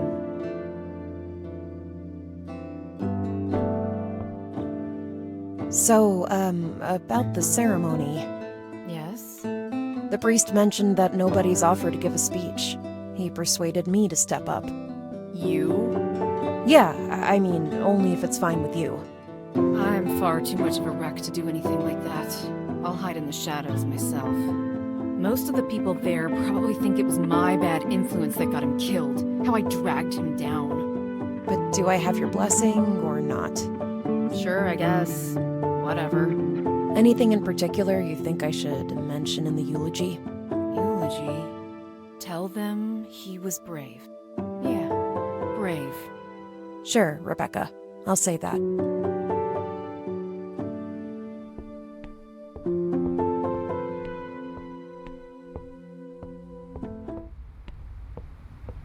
Hey, you keep ignoring me. Just trying to be friendly here. What should I do to get your attention? Well, stop shouting sexist things. That might be a good start. I'm just goofing around. No need to be so serious. Here, let me give you a peace offering, and then I'll leave you alone. Take this bandana. I bought it during a trip to Europe. Okay. Thanks, I guess.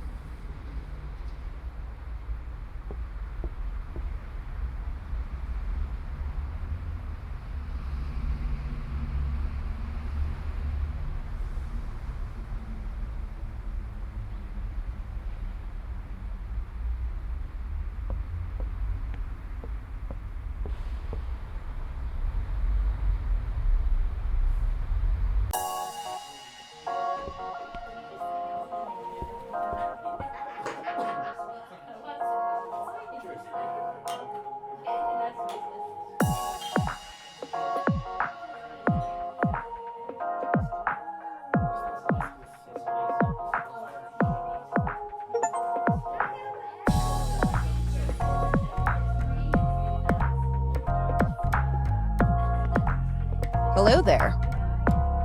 Hey, what's up? Man, look at you. I dig your style. Thank you. Hey, you know what?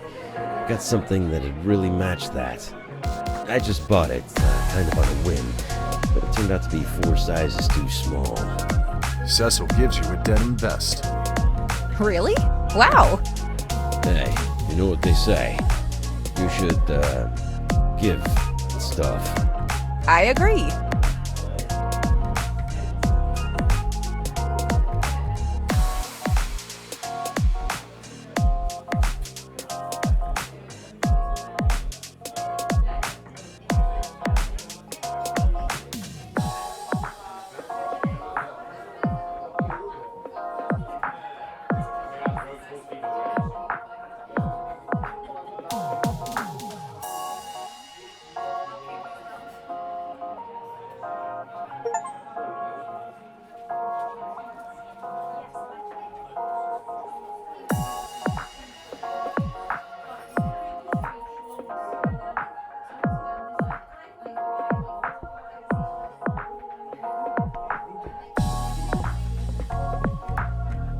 Hey, Susie. What's up? So, what's happening in your life? I had a date last night. Quite alright. He likes romantic movies and long walks. Okay. I thought you hated walking and watching movies. I'm just happy dating someone who isn't a typical machismo. So tired of emotionally distant lone wolf kind of guys. Yeah, I totally understand. Can I get you something to eat? That depends. Do you serve wolf meat? They only eat top predators. Ha! What a total caricature of a man. Susie? Oh my god, I gotta have him. Him? Didn't you just say... I don't care what I said or possibly didn't say. That's Cecil Durd. My desire for Cecil is my stigma, my Achilles heel. He just seems a bit of a... You don't know Cecil, do you? No, okay, you're right. I shouldn't judge. Maybe you can go speak to him. Put in a good word for me. Sure, Susie. I'll help you out. You rock. Hello there. Hey, what's up? Have you met Susie? That sassy British chick? I've seen her around. Pretty cool girl, huh? Sure, I guess. Would you like to know her better? She's, like, smart and into politics and stuff. She'd never be interested in me. Yeah, that's what I... No, actually, she is. She'd like to meet you. Yeah, so she can tell her smart friends how shallow I am? Please. Give me a break, dude. I mean, come on. Think you can't handle her? Jeez. I mean, I'll go speak to her later, okay?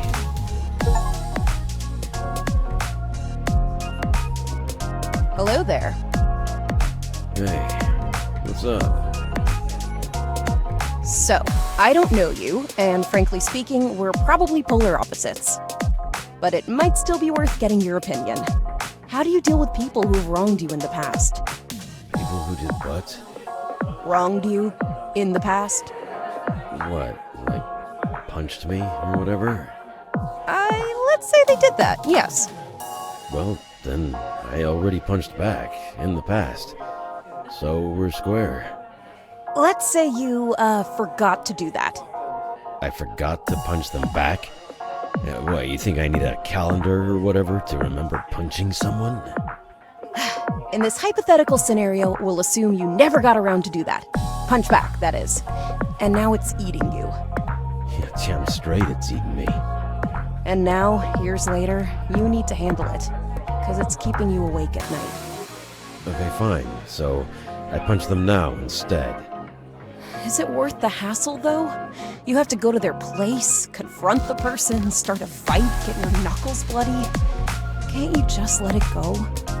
Good question. Well, maybe I should. Makes you think, really. Wait a minute. This hypothetical argument, it happened to you, didn't it? I knew it. You wanted my advice? Here it is. Always punch back, right away. Then, it won't eat you up afterwards. Thanks, Cecil. I'll remember that. See you around. Sure. Hey, Susie. What's up? Cecil said he'd talk to you later. Oh, brilliant. Thanks, Margo. No problem. Hey, Susie. What's up? I probably need to settle the score with some former enemies before I can move on with life. How would you suggest I deal with them? They've made your life miserable. You obviously need to exact some kind of revenge. Revenge? There's nothing strange about that. Revenge is integral to human culture. Even the Bible promotes it. How will that help me, though? It just will. It'll feel good. Can't I just ask them to apologize? An honourable person doesn't apologise. What is done, and words can't change that. Disputes are settled with duels. However, I'm currently reading about the aristocracy of Paris around the time of the Revolution, so I might be a little coloured by that. I see. Thanks for your input, Susie. I'll have to think about this. I'll probably get back to you about this act of revenge. So, did your therapist say anything about dwelling on the past? Yeah. She said it's fine in small doses.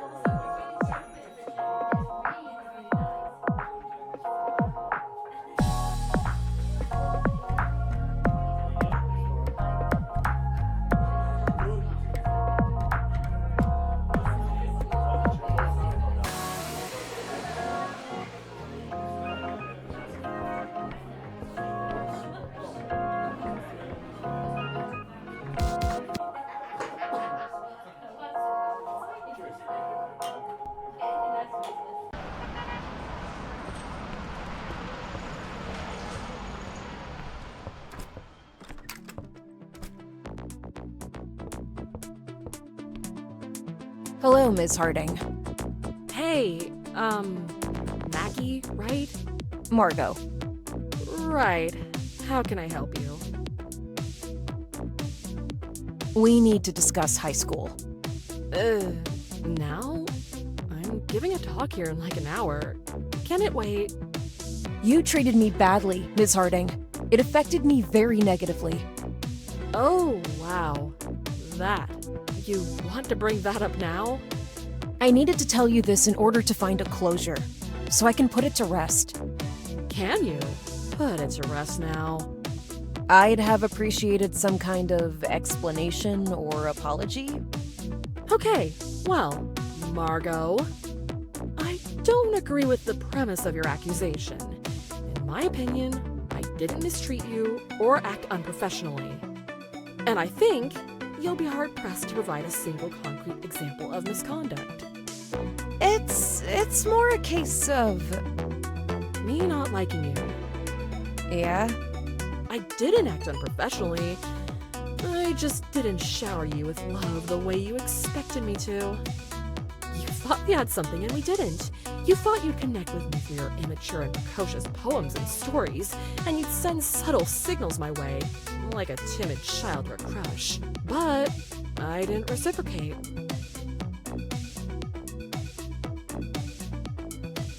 We have more in common than you'd like to think. We shouldn't be enemies. I'm fine with that. Let's not be enemies then. I'll admit I might have been a bit insecure. Maybe I doubted myself and couldn't be the bigger person. But I'm not going to be your friend, Margo. You need to go your own way. That's all right. All great writers were precocious at one point.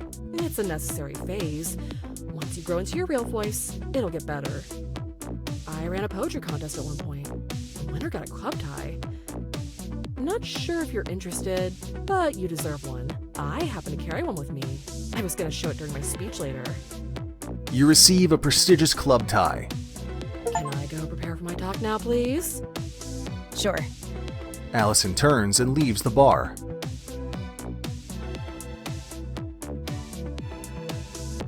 You decide to take the slice of lemon as a little trophy.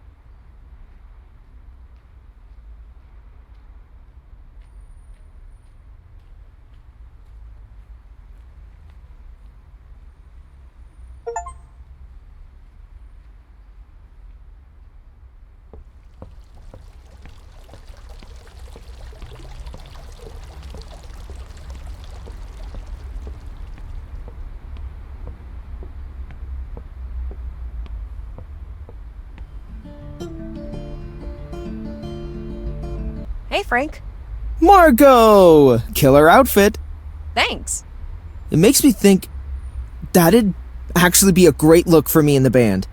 Thanks for the inspiration. Here, these would look great on you. They're slightly too small for me. Frank gives you a pair of mysterious shades of blues. Wow, awesome.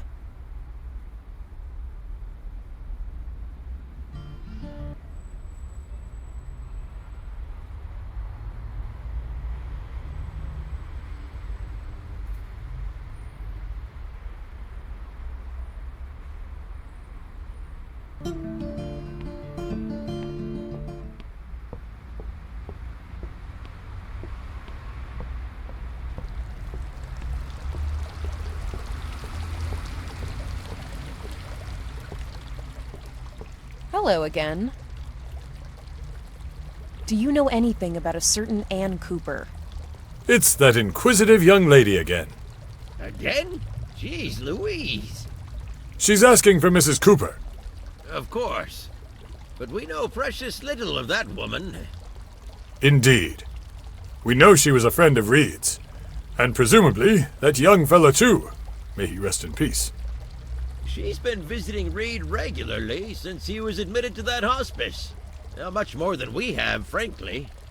Yeah, we haven't been great friends in that respect. In that respect, we're terrible people. In our defense, we've been very busy lately.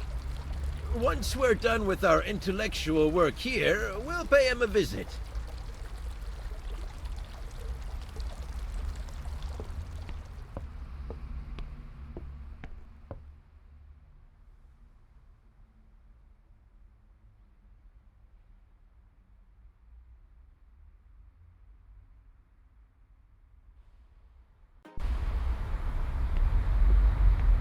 Number 3.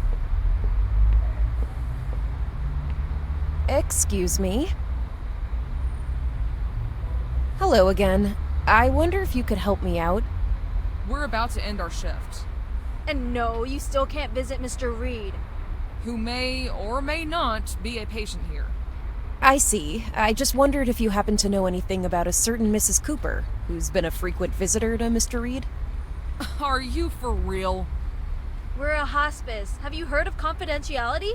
Sorry, I'll leave you alone. So, speaking of which, did you visit that Mrs. Cooper yet? Sure did. Love that stuff. So how was it? Oh, she played them tarot cards all right. What? And you haven't told me? I was gonna wait until I knew if it was legit or not. And when will you know that? I'll know when Dr. Schumacher comes back on Monday. Your future involves Dr. Schumacher? This is juicy! Apparently, he'll leave his wife this weekend. That's pretty detailed, coming from a tarot reader. I may have read a little extra into it myself. Where's she located? She has some kind of spiritual bookshop on Chamberlain Street. You're pretty sure you now have the information you needed.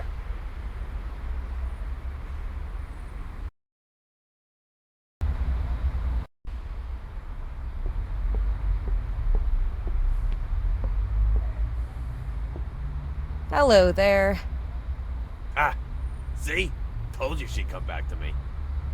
Yes, princess? I have a favor to ask. I need to borrow a pair of work gloves.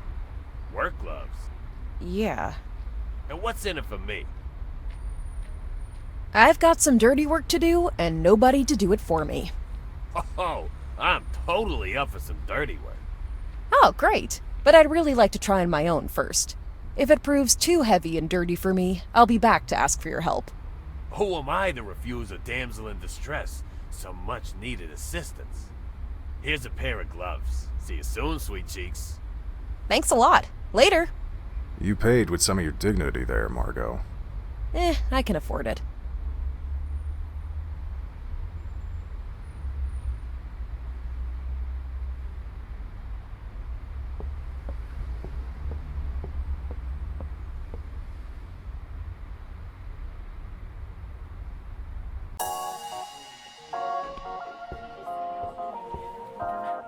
Hey there! Hi, Margo! Where's Susie? She went to grab a coffee with that Cecil guy. She said she'd join us later if the date turned out miserable. I'm sure it'll be fun. He seemed like a dynamic, stand-up kind of guy.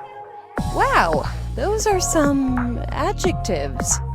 Well, I'm impressed by how extremely non-judgmental you guys are. Hey, Kim. I showed up and gave her some feedback that she didn't hate. Impressive. Yep. So, do you have something to offer me? Well, what do you need? No, surprise me. Alright, let's see. I bought some cardamom earlier today at the farmer's market. Would you like some? Sure. Without asking questions, Kim gives you a bag of ground cardamom.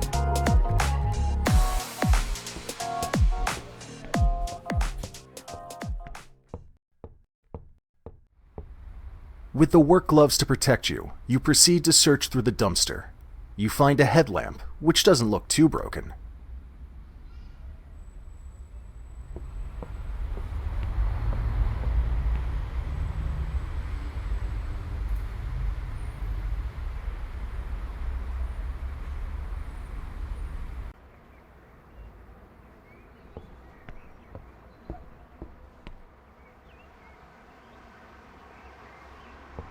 Good evening. Good evening, young lass. I was gonna visit the bookshop. Is that possible? It is. But not now. The lady is having a session and cannot be disturbed. Is the lady a certain Anne Cooper? Aye, indeed. Very well. When is she done with her session? She has more plans for tonight. She's headed for a wake once she's done with her session. Right. And you're her associate? Aye. I help her with certain tasks. And who are you, nightly wanderer? I'm Margo. You can refer to me as her factotum.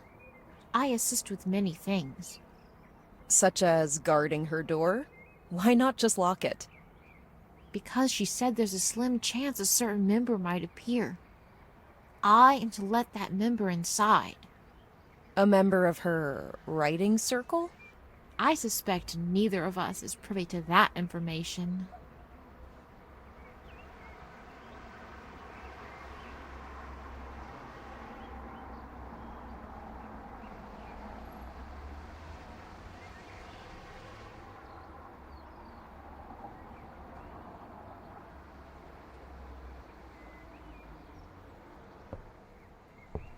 Good evening. Good evening, young lass. Mrs. Cooper's lucky to have such a steadfast girl to help her. Just seems like a waste having you stand here, like a human door buzzer. Oh, I do a bit of everything around the shop. I also handle all of the electrical installations. I'm a keen tinkerer. I see. Between you and me, sometimes your sessions work better with a little help from sounds and lights.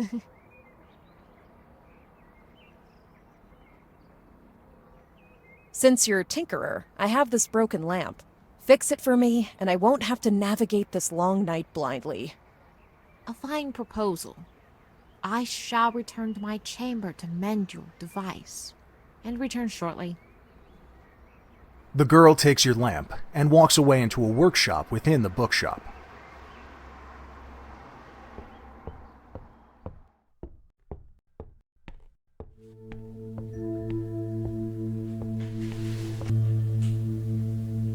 A strange board with electrical switches catches your attention. It has the text, "I hope, without too much consternation, you can guess my constellation." There's a clue for one and all, in plain sight on Reed's wall.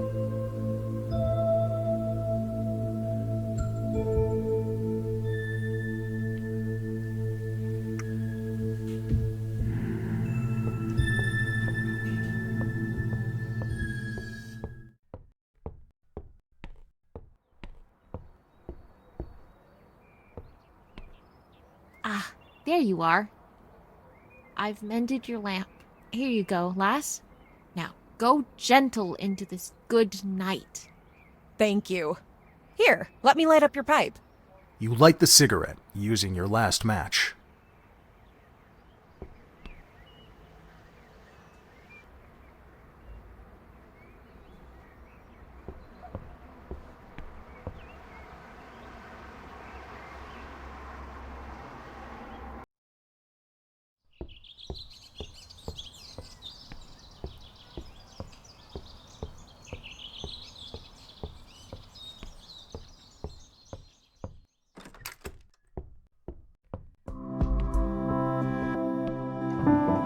Push the handle.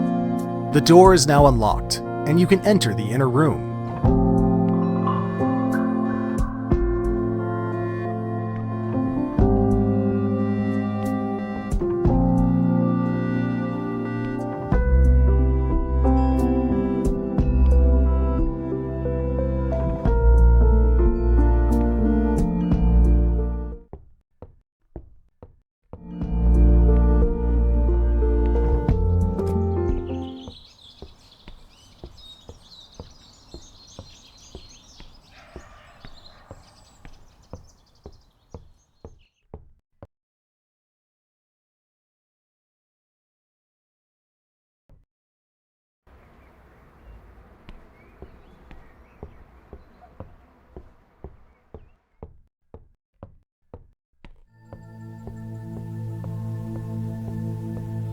A strange board with electrical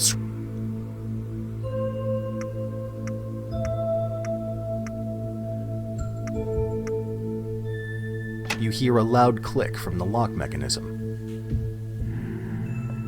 You try the handle. The heavy doors open with a creak. Miss Innisfree, if the customer has left, you can turn off the sound effects, please. Oh, excuse me, Mrs. Cooper? Who are you? I'm Margo. Margo? Oh, that Margo. I guess you have a lot of questions, Margo. I guess I have.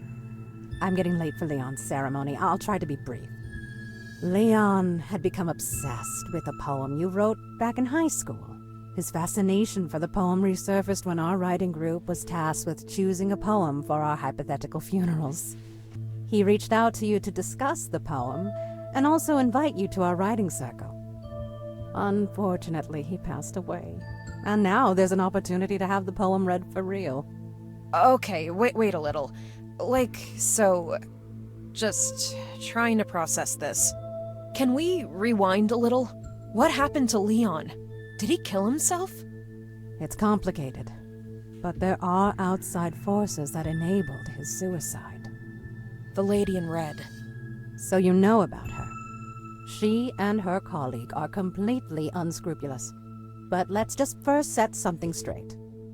Leon underwent quite a change. His high school stardom waned. The parties, the football club, all the superficial acquaintances.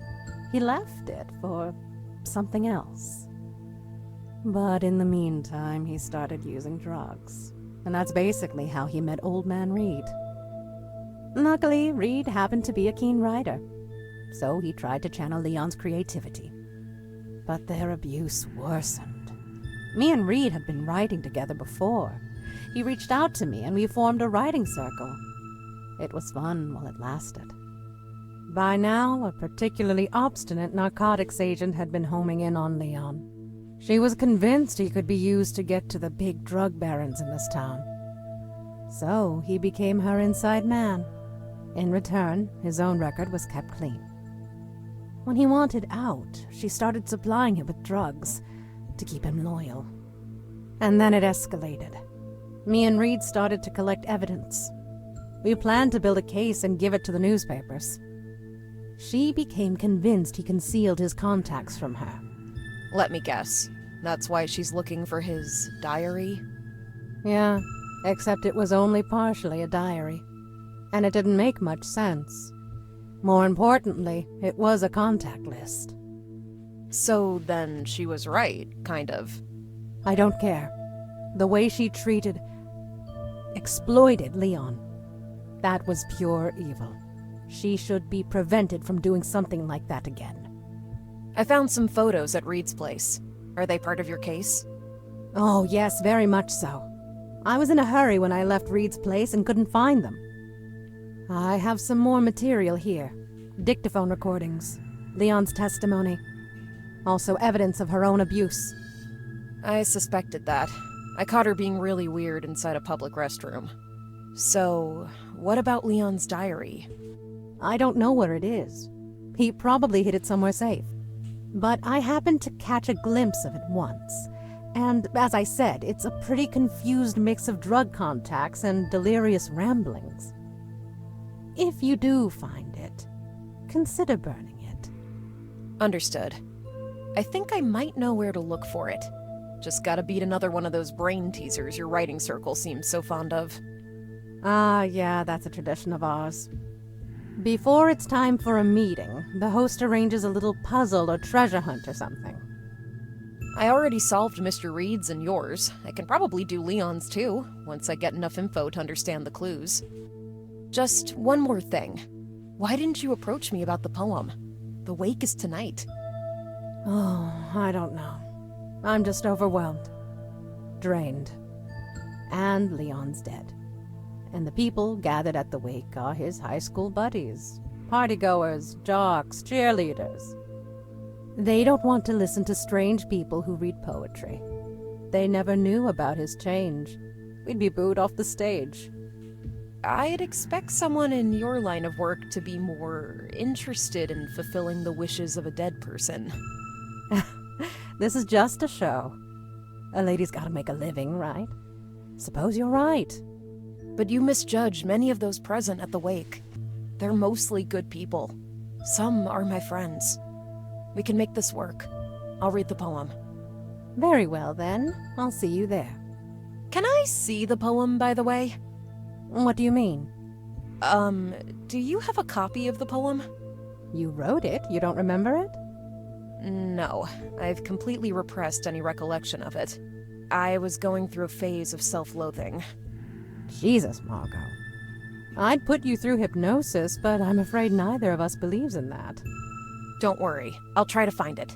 There's still some time. I'll see you at Leon's ceremony. But wait, this still doesn't add up. This can't be all Leon wanted to tell me. Why not? But he wrote to me. He wrote he knew something about me. Why I was sad. Are you sure? All I know is he wanted to talk to you about the Vestal, as well as invite you to our circle, as I said. I have it here. Let's see.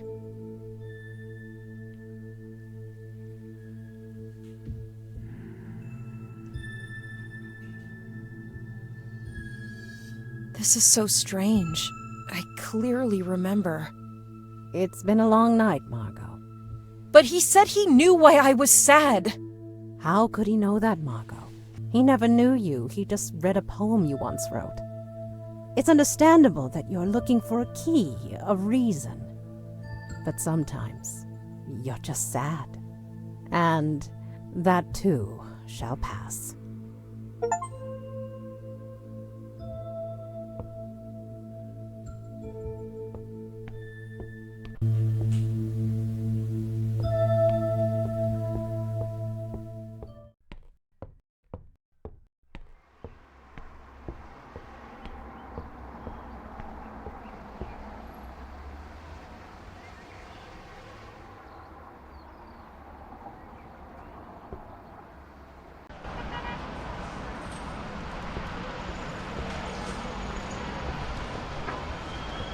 Hey there. One sandwich, please. Sure, please choose your first ingredient. Okay, and the next ingredient?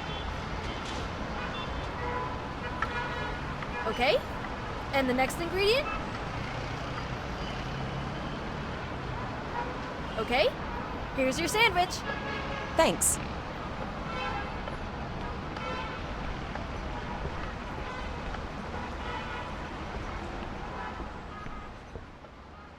With your headlamp to guide your way, you enter the dark alley.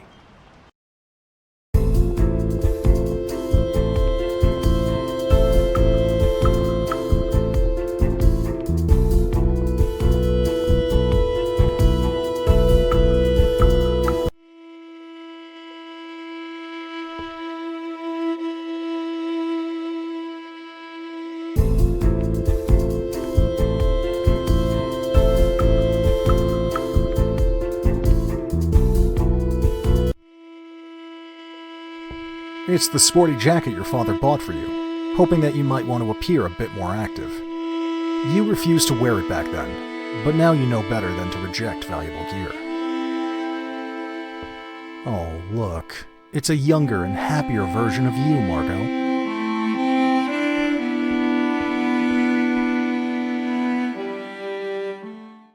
Oh, it's you. Hey, honey. We have a front door, you know. Yeah, You know I don't like taking that route. Well, want to help yourself to some tea in the kitchen? I was just going over this piece. I think I'm about to call it finished. You like it? Yeah, it's pretty. So, hey, Dad? What's the matter, Pumpkin? I just thought maybe we need to talk. Again? Fathers and daughters can speak more than once a year, Dad. We spoke this morning. We did? We talked just before you went to your therapist. We talked about Mom and everything. Huh, it feels like ages ago. Long day, huh? It's this night. Feels like it's never gonna end. Are you all right, Pumpkin? Yeah, it's fine. I remember now how we talked. It was a good talk, Dad. We should talk more often. Not only about Mom, but about, everything. Sure, Pumpkin. So, you busy tonight or what? Oh man, I'm swamped. Don't burn yourself out. Surely the therapist talked to you about all that. Yeah, no, you're right. Just a few more things, then I'll call it a night. Sounds good. Let me know if I can do anything for you.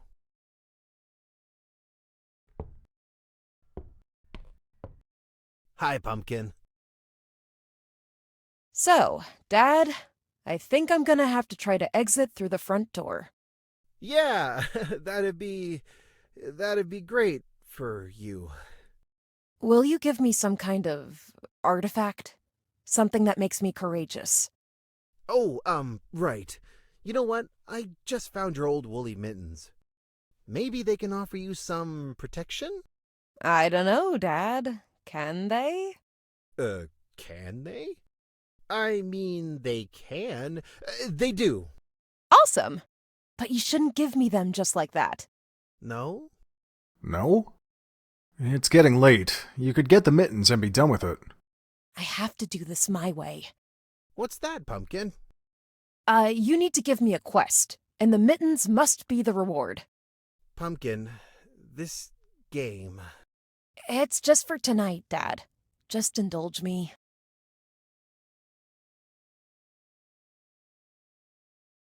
So, weird thing. I've decided to give a speech at the memorial service for a guy from high school that just passed away. That's great. I think you'll be brilliant. Don't worry so much about people, Margo. About what they say and think. People will be people, you know. They'll talk about this and that, and they'll call you strange. Then they'll forget about you. Will your speech make them laugh or cry? Who knows? Do your thing, Margo. And if you don't have a thing, that's fine too. Thanks, Dad. He was really popular back in school, and everyone loved him. And I didn't really care about him at all. But now I'm the one who has to find out what happened. What he wanted from me. Now that's something. Wait, is this part of that thought experiment your therapist concocted for you? The game? No, Dad. That's not it. This isn't part of the game. Just checking. You have such a vivid imagination, Margo, but you're also forgetful. Just like your mom. Ha, I bet. All right, I should be on my way. Love you, Dad. Love you too, Pumpkin. Hi, Pumpkin. So, how are you, Dad? It's all right. So, listen. When we spoke this morning, I said I needed to think about something, and now I've done some thinking. And I wanted to ask you about it. Is it about that Winfrey lady? Dad, you know you have my blessing. Wonderful. You know, your mother... Mom would have wanted it that way, Dad. She would have liked Winfrey too. You know, she has a horse farm and this program for people with mental illnesses who can come there and care for them and ride and relax. Sounds great, Dad. I totally approve. So, what will I have to do to get the mittens reward? Right, the quest. Very well. My hope is that Winfrey will have time to take a late cup of tea with me tonight, but she's doing the late shift at the diner. But she has a reoccurring dilemma. Every night, one single customer lingers until the exact minute the diner closes, just to spite Winfrey. Without that strange customer, she'd be able to close up and leave much earlier. You want me to scare her customer away so she can wrap it up and have tea with you? You're the one who wanted a little challenge. I'm on it, Dad. Great. The diner is right next to the central bus station.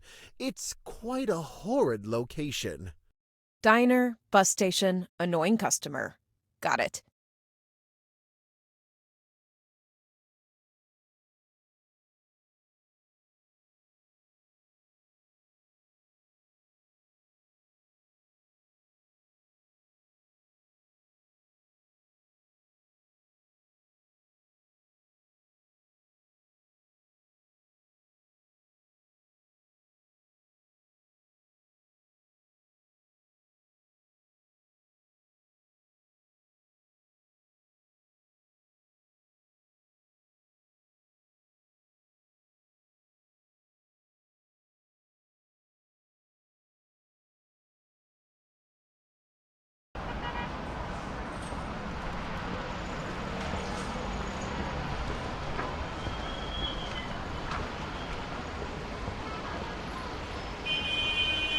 You dial the number to Hotel Hilbert.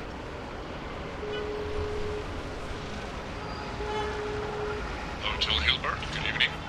I need to speak to Mrs. McCarthy. One moment, ma'am. She just left the building, ma'am. It's an emergency. Can someone get her? I can call on the valet.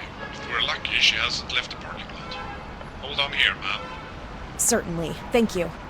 The lady in red should be called back to the reception desk now. You leave the phone.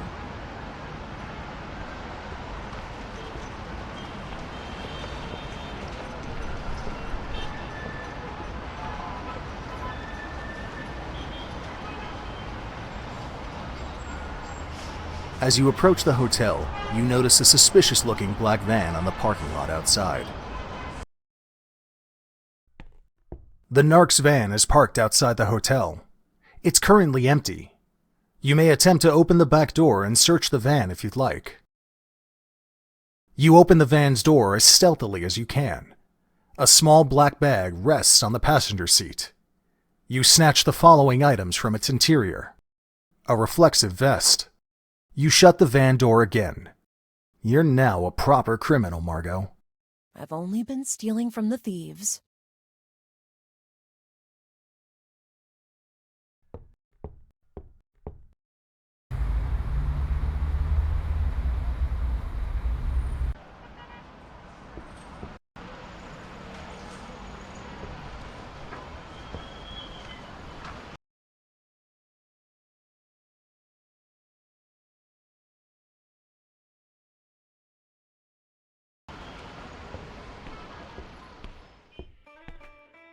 A strangely posh lady is sitting at the table, ignoring everything around her.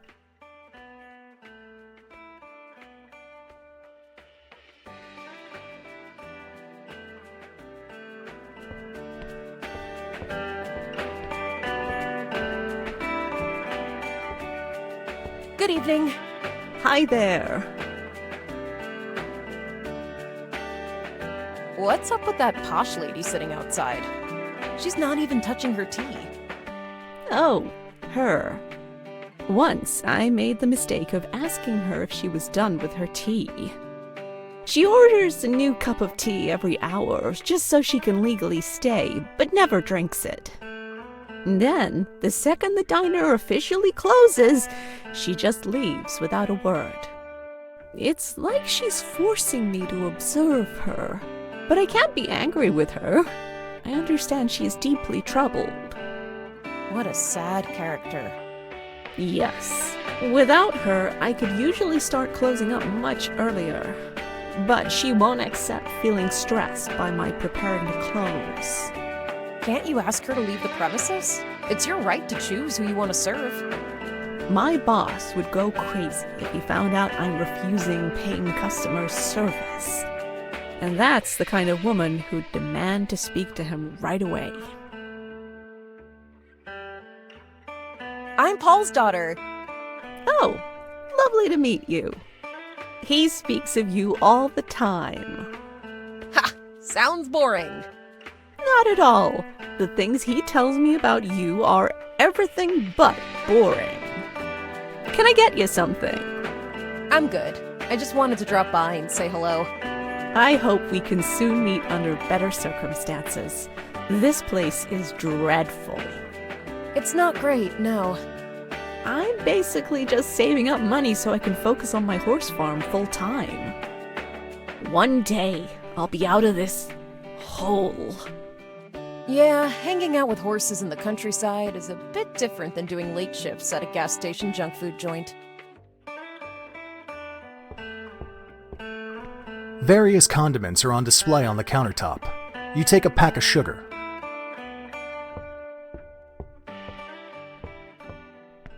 Oh, look, a pious person in this godforsaken place.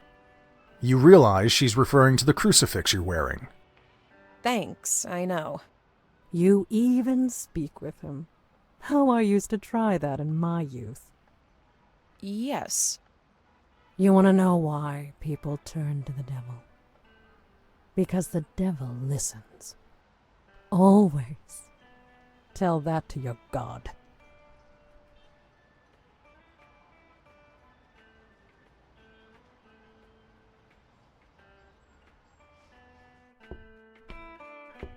Oh, look. You realize... Thank you. You. Oh.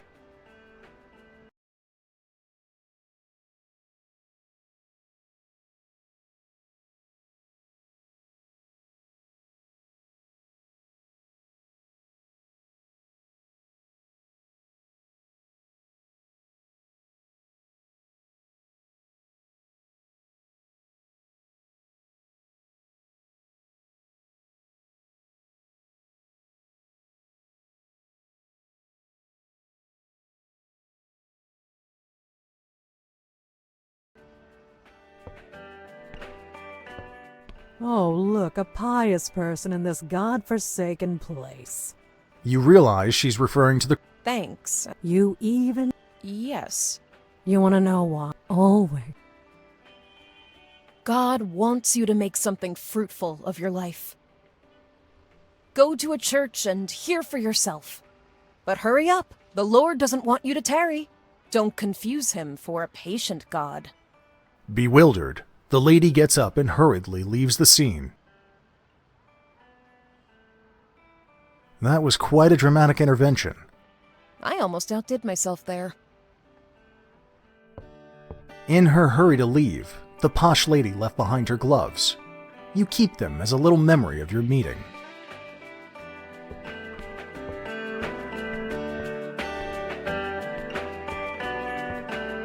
Good evening. Hi there. I made the posh lady go away. Oh. I hope not in a way that means I'll get a call from my boss. You're not involved. Terrific. Then I can start cleaning up and close this place. Thank you.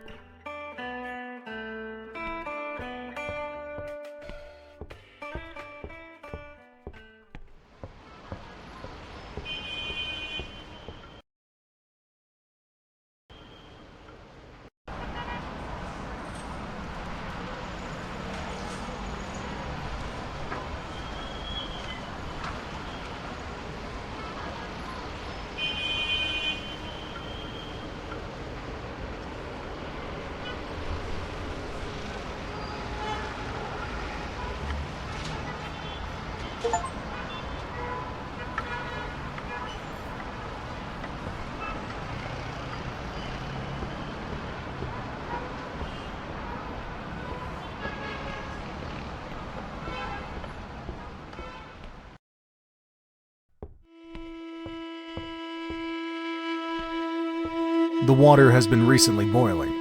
You may add ingredients to the tea water, boil it again, or drink some of it. You add the cardamom. You add the lemon. You add the sugar.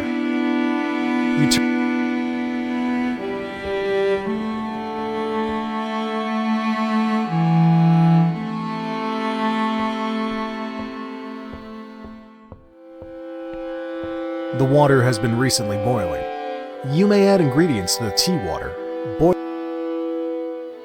You fill your father's vintage thermos with tea.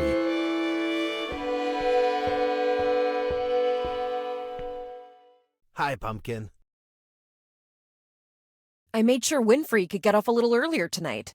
I noticed. We just spoke on the phone. Well done. Can I give you the mittens now? Sure. He hands over your childhood woolly mittens. Later, Pumpkin. I should prepare for my date.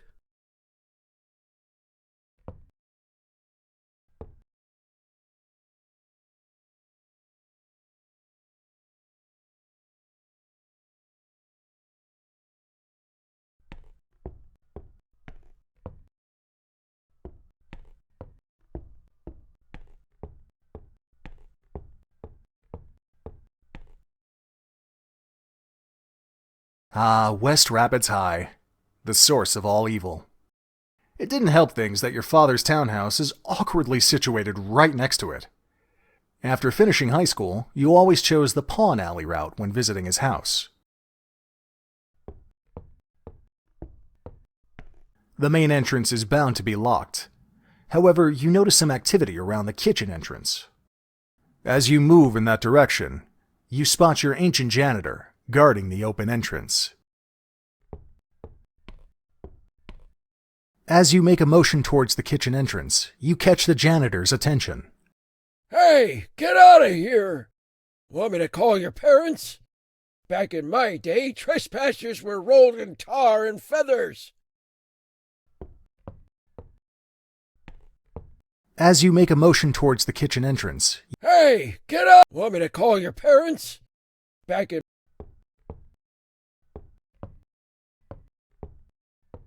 Hey there. The school is off limits by night. What's going on here? Just some nightly maintenance. Repair people on their way. Now go home and study for your finals. Today's kids. You think I enjoy this, standing here in this cold night? I could be home in front of a log fire with a glass of glühwein.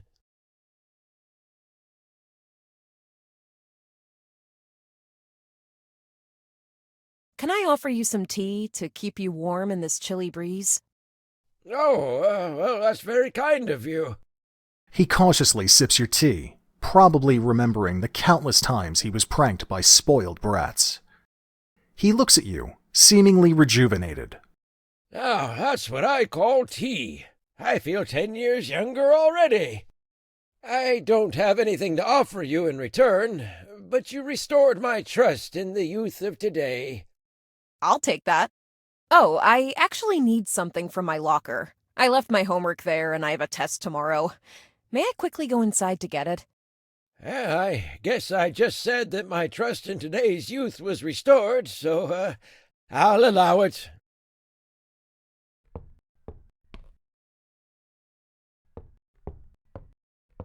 With the janitor's permission, you enter the school. Here you are, the belly of the beast. Leon's locker has been preserved for posterity. You use the locker key to open it. The locker only contains one item, a note taped to the inner wall. You take it and close and lock the locker.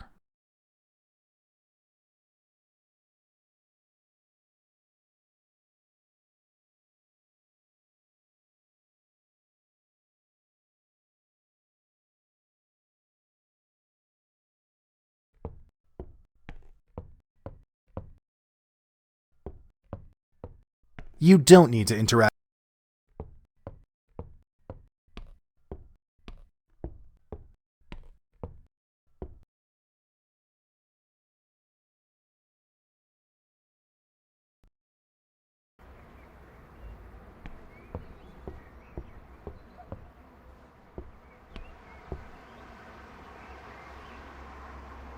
Maybe you're getting cold during your smoke break. Care for some tea? A mysterious benefactor. What a pleasant surprise. But I shall warn you, I'm choosy when it comes to tea. You offer your thermos, and she tries it. Quite the ambrosic tincture. I like you, nightly wanderer and bringer of hot beverages. Let me offer you a gift, as a token of my appreciation. Oh, how exciting. I shall lend you my suit, to give you protection and warmth throughout this long, cold night. You'll find it on a hanger, inside the shop. Go challenge the midnight, Margo.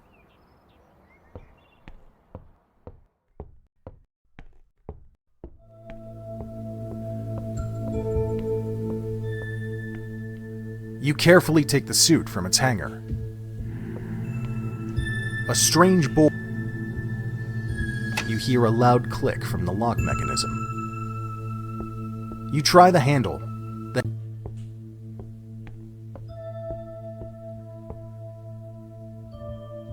I plan to say a few words when I read the poem. You knew him in a way no other living person did. Anything in particular I should mention? Just tell him he was brave. I'll mention that. Can two people form a circle? It's a start. You shouldn't have to deal with that anymore. Let me handle it. Are you sure? Anne hands over a document file. See you at the wake. Absolutely.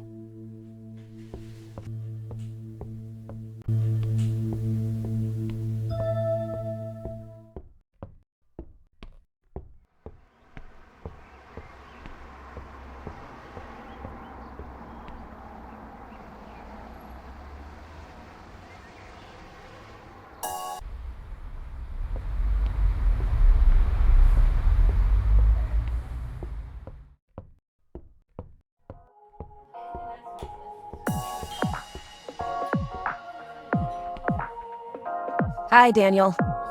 Hi, Margo.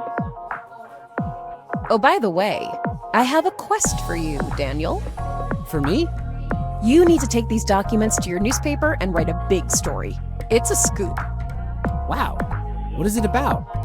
It's a long story, but it's related to Leon's death. Drugs, corrupt law enforcers. Sounds pretty explosive. I'll do my best. We'll discuss it more when we have more time.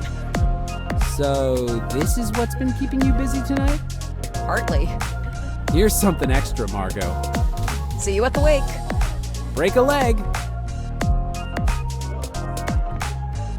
Hey, Kim. Hey. Now that Susie isn't studying, you can take a look in her textbooks. You only have time to check out one of them, though.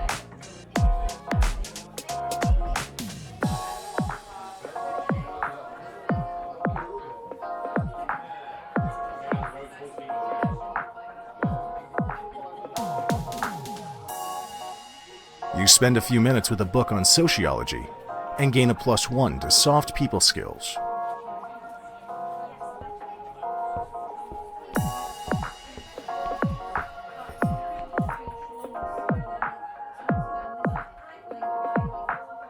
As you approach the hotel, you notice a suspicious-looking black van on the parking lot outside.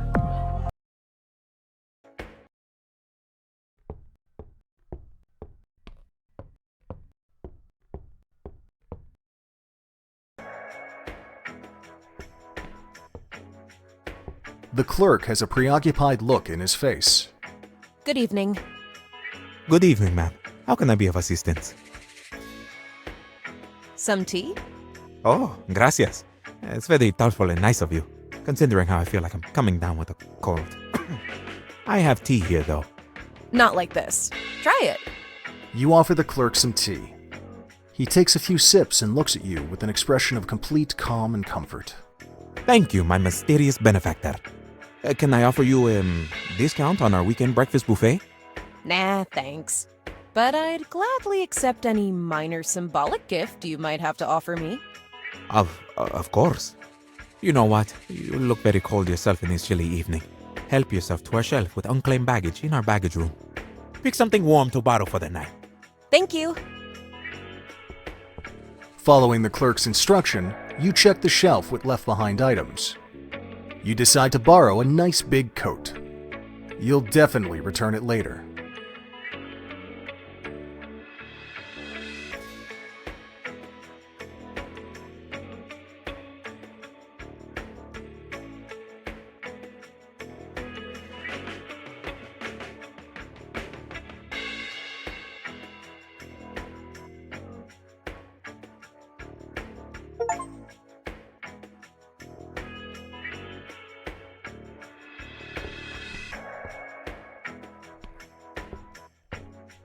The lady in red looks at you sleepily and irritatedly.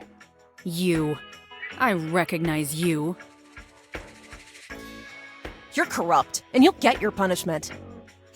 What the fuck are you on about, Tinkerbell? Hey, Hellboy, there's a confused street urchin in your establishment. Ladies, can we calm down, please?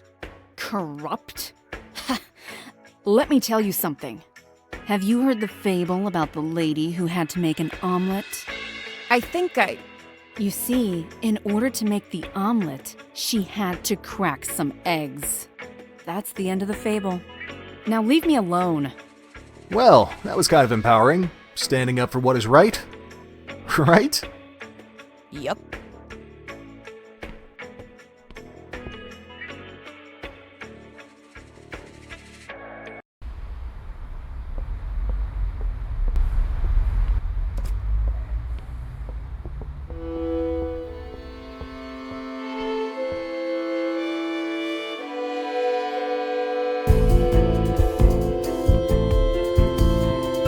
The door to Leon's unit has an unusual padlock, with a big dial marked with numbers 1 to 12. A handwritten text on the door itself says, "My first is lacking from the barrel maker's shop. My second is the time showing in the grassman's chamber. My third is the number I want to be buried with." You think you might have what it takes to take on the padlock puzzle. You understand the barrel maker to be Mrs. Cooper. The grass man is probably Reed. You assume that the dial should be turned in the opposite direction after each digit.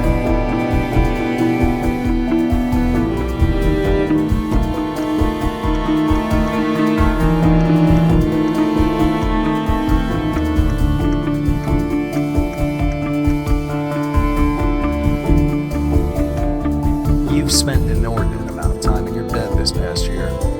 You could lie down and rest for a little while. However, there's only time for one nap. The hefty lock clicks and opens.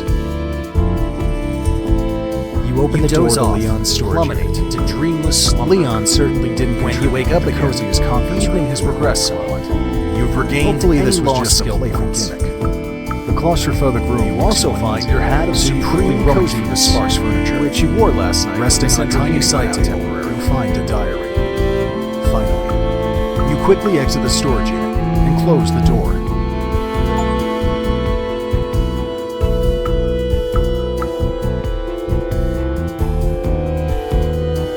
You hesitantly open the book. It appears to be an unsorted compilation of drug business contacts, spontaneous reflections, and outlandish poetry. Sifting through all of this to find something worthwhile to give to Rebecca will completely drain you of energy. You may proceed with a penalty to mental resilience. You refrain from reading it for now. Maybe you can go back to it when you feel more energetic. Maybe someone can help you.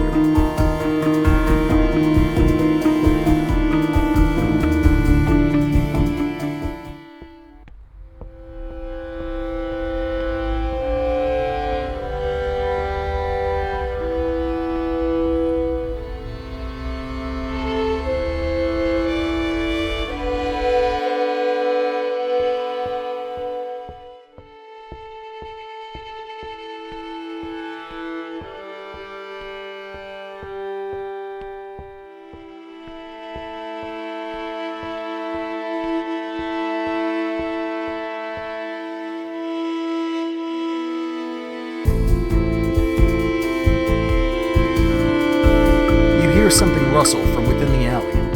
Probably a demon from the shadowy depths.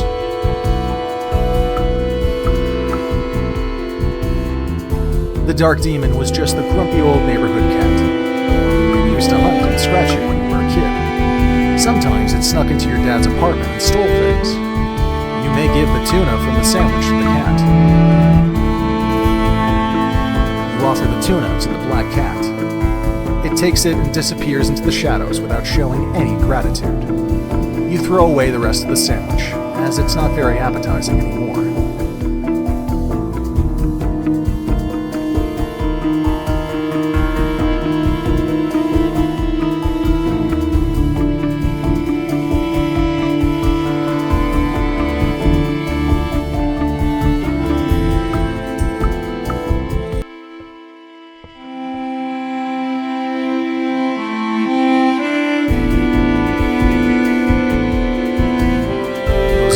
Your glasses. The cat must have stolen them years ago, and now left them there as a peace offering. You accept the gift.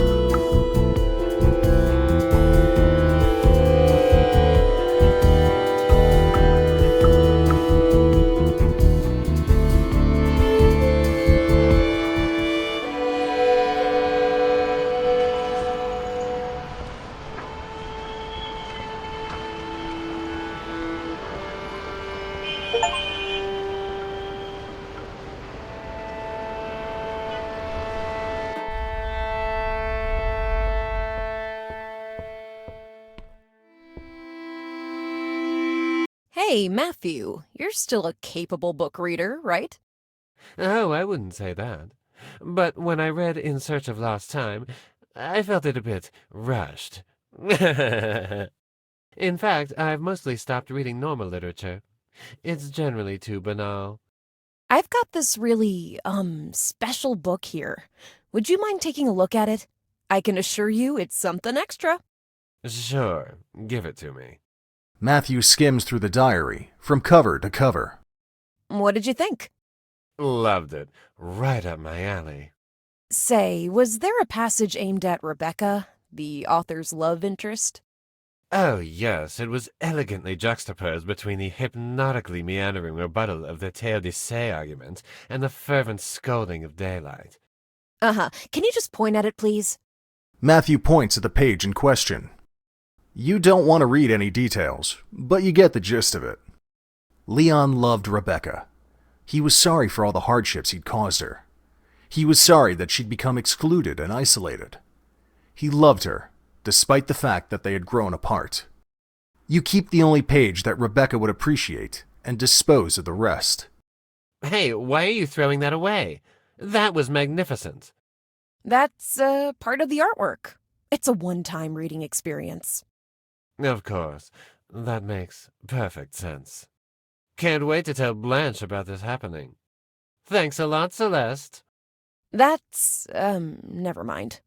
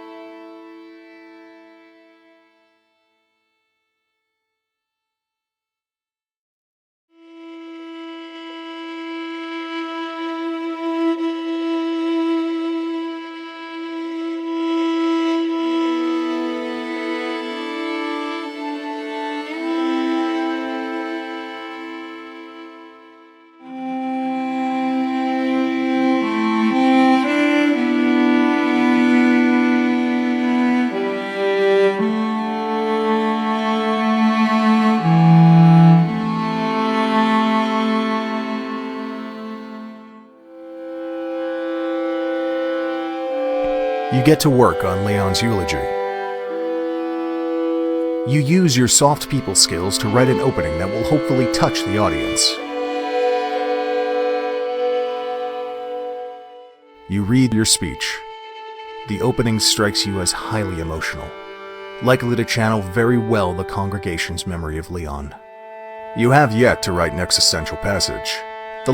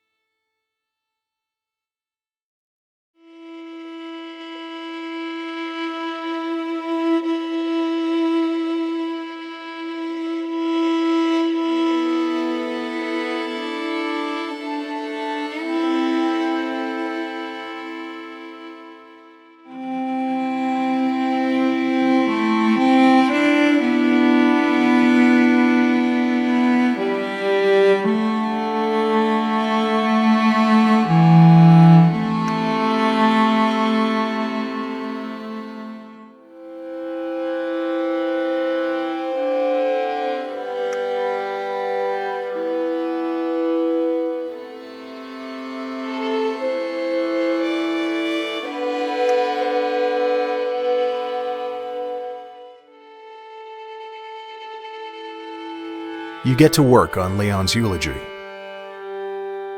You use your sophistication to write a passage that should make everyone think.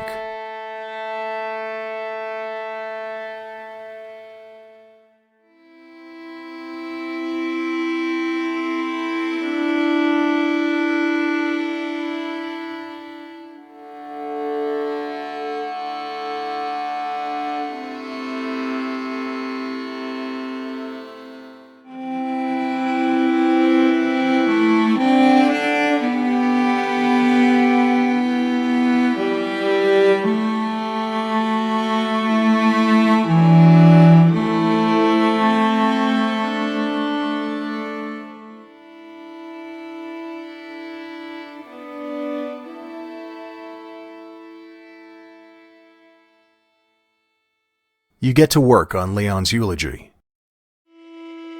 You use your street smartness to write something lighthearted. This would be a good place to include a poem. Following what was allegedly Leon's last wish, you add your own poem, The Vestal, to the speech. You read your speech. The opening strikes you as highly emotional, likely to channel very well the congregation's memory of Leon. The philosophical passage is a downright masterpiece. It'll make people think about it long after. The lighthearted passage is right on target. It will provide a perfect contrast to the solemn atmosphere without stepping out of line.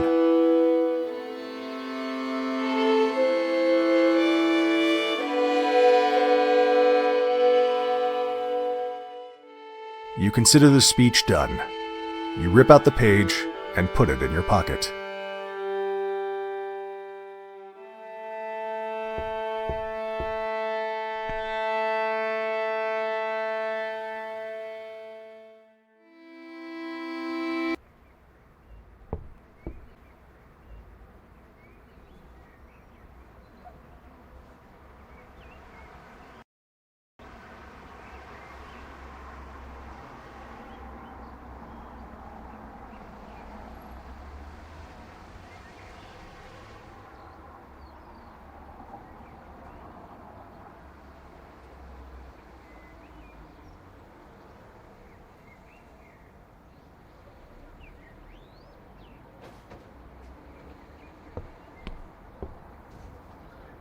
Hi, Margo. Miss Allison? Rumors have it that you plan to speak at the ceremony. Seriously? Oh god, this is gonna be such a total cringe fest. Now, girls, let's be civil and open-minded. Let's remember, we're grown-ups now. Everything to get attention, Margo. $10 says the speech is gonna be about how everyone was mean to her in high school. That's not fair, Alexander. But, yeah. So, Margo, I finished my own speaking gig a bit early so I could attend the ceremony too. Leon was such a brilliant mind. I was just offering my speaking services, and the priest, lovely young man by the way, told me you had something planned. Yeah, but only because... As I'm sure you understand, we're all very keen to make this memorable and, well, done the right way. I'm not here to steal your thunder or anything, so if you decide to pull out, for whatever reason, consider me a backup. Thanks, Ms. Allison. And I've also promised these people here, Leon's dear old friends, that if your speech isn't, well, up to par, I might in fact also step up and say something. Yes, please. At least then people will be able to remember the ceremony as something nice and wholesome. Fine. I need to go now. See you at the ceremony.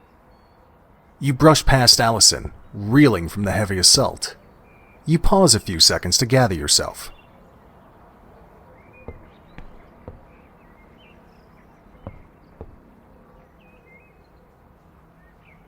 Just so we're clear, you were being really shitty to me back in high school. Yes, I guess. So what? Just pointing out that it's really shitty to bully others. Well, you were being annoying and pretentious. If you don't want attention, just act normal. How fucking hard can it be? It's how the system works. It's just nature. The stronger prey on the weak. You don't want to get picked on? Grow stronger. Stronger. You just happened to peak during your teenage years. Congrats on being the alpha wolves of a regular suburban high school. Is this where you'll mock us for clinging on to our identities as kings of high school? While you've grown and seen the world and gone to college and shit? That would be great, but I've been living under a rock since high school. Frankly, I don't have a plan here except telling you that you were being assholes. Well, it's kinda cool that you've grown enough balls to come here and be level with us. Yeah. Props to you for standing up for yourself. You were always weird, Margo, but now you're at least weird in a straight shooting kind of way. I'll take that.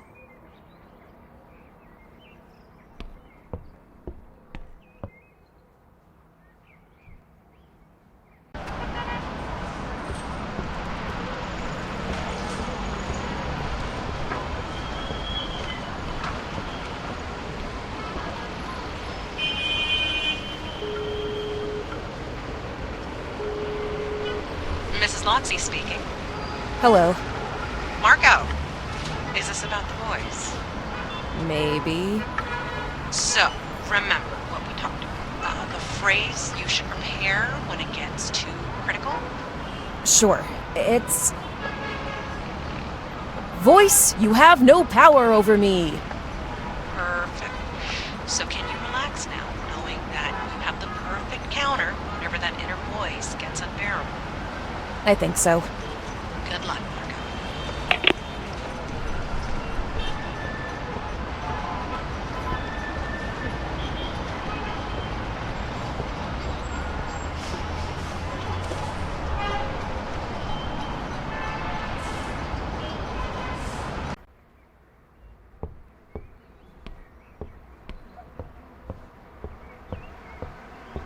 He was too big. The assembly hall is filling up.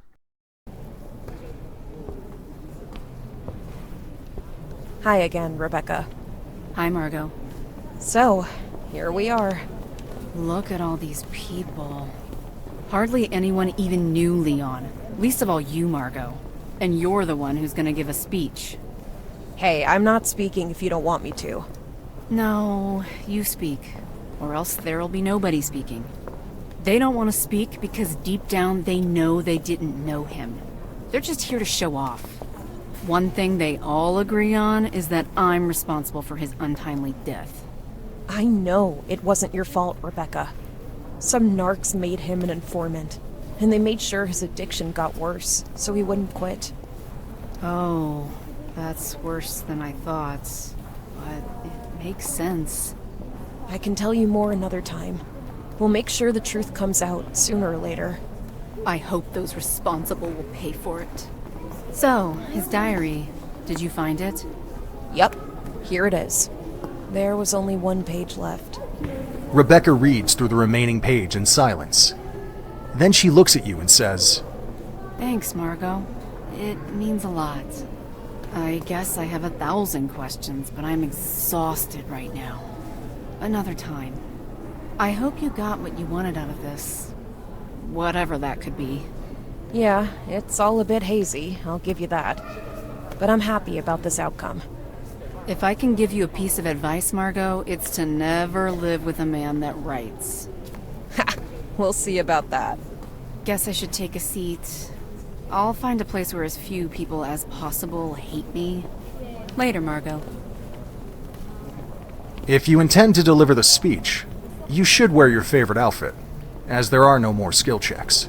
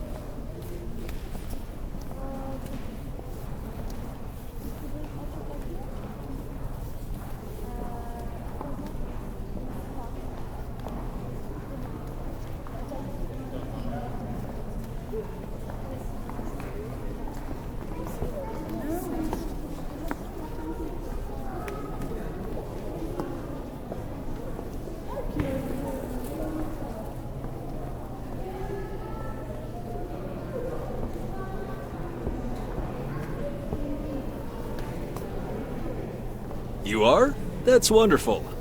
I was just about to open the ceremony. Have a seat. I'll tell you when it's your turn to speak. You'll do great, Margo. The murmur of the congregation subsides. You nervously sweep with your eyes over the expectant faces. You're starting to doubt whether you can actually pull this off. After all, you're not exactly an experienced, let alone skilled, speaker. Hey, I actually think I can pull this off. Of course you can. Just believe in yourself. You'll make an ass of yourself, Margo. Try to be a little supportive. Right. So... Not you. No? Okay, sure. What the hell are you doing, Margo? People are gonna think you're insane. Typical Margo. Causing a scene again. What's up with that title, huh? Midnight Margo? You trying to sound cool, Margo? Maybe it should be called Miserable Margo Making a Mess. You think anyone's buying any of this, Margo? The bullshit that you're peddling? Leon knew why I was being sad. Oh, pathetic. You know what you are, Margo? You're an unreliable narrator.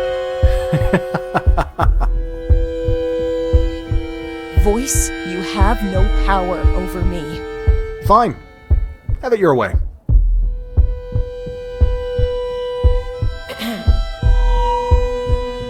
Shakespeare wrote, "A coward dies 1,000 deaths, but the valiant tastes death but once." Leon loved Frank Herbert's Dune.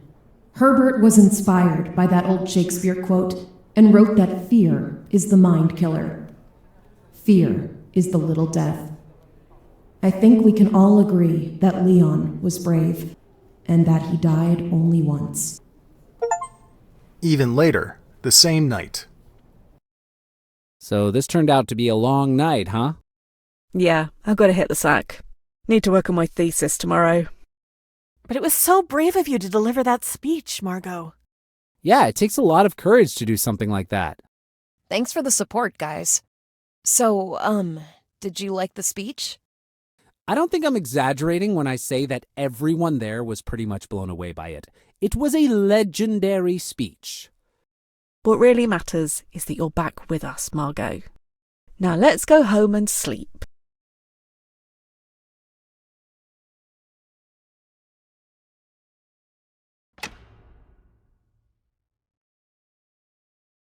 The end. Feel free to take a screenshot of your scorecard to share with your friends. And thank you for playing our game.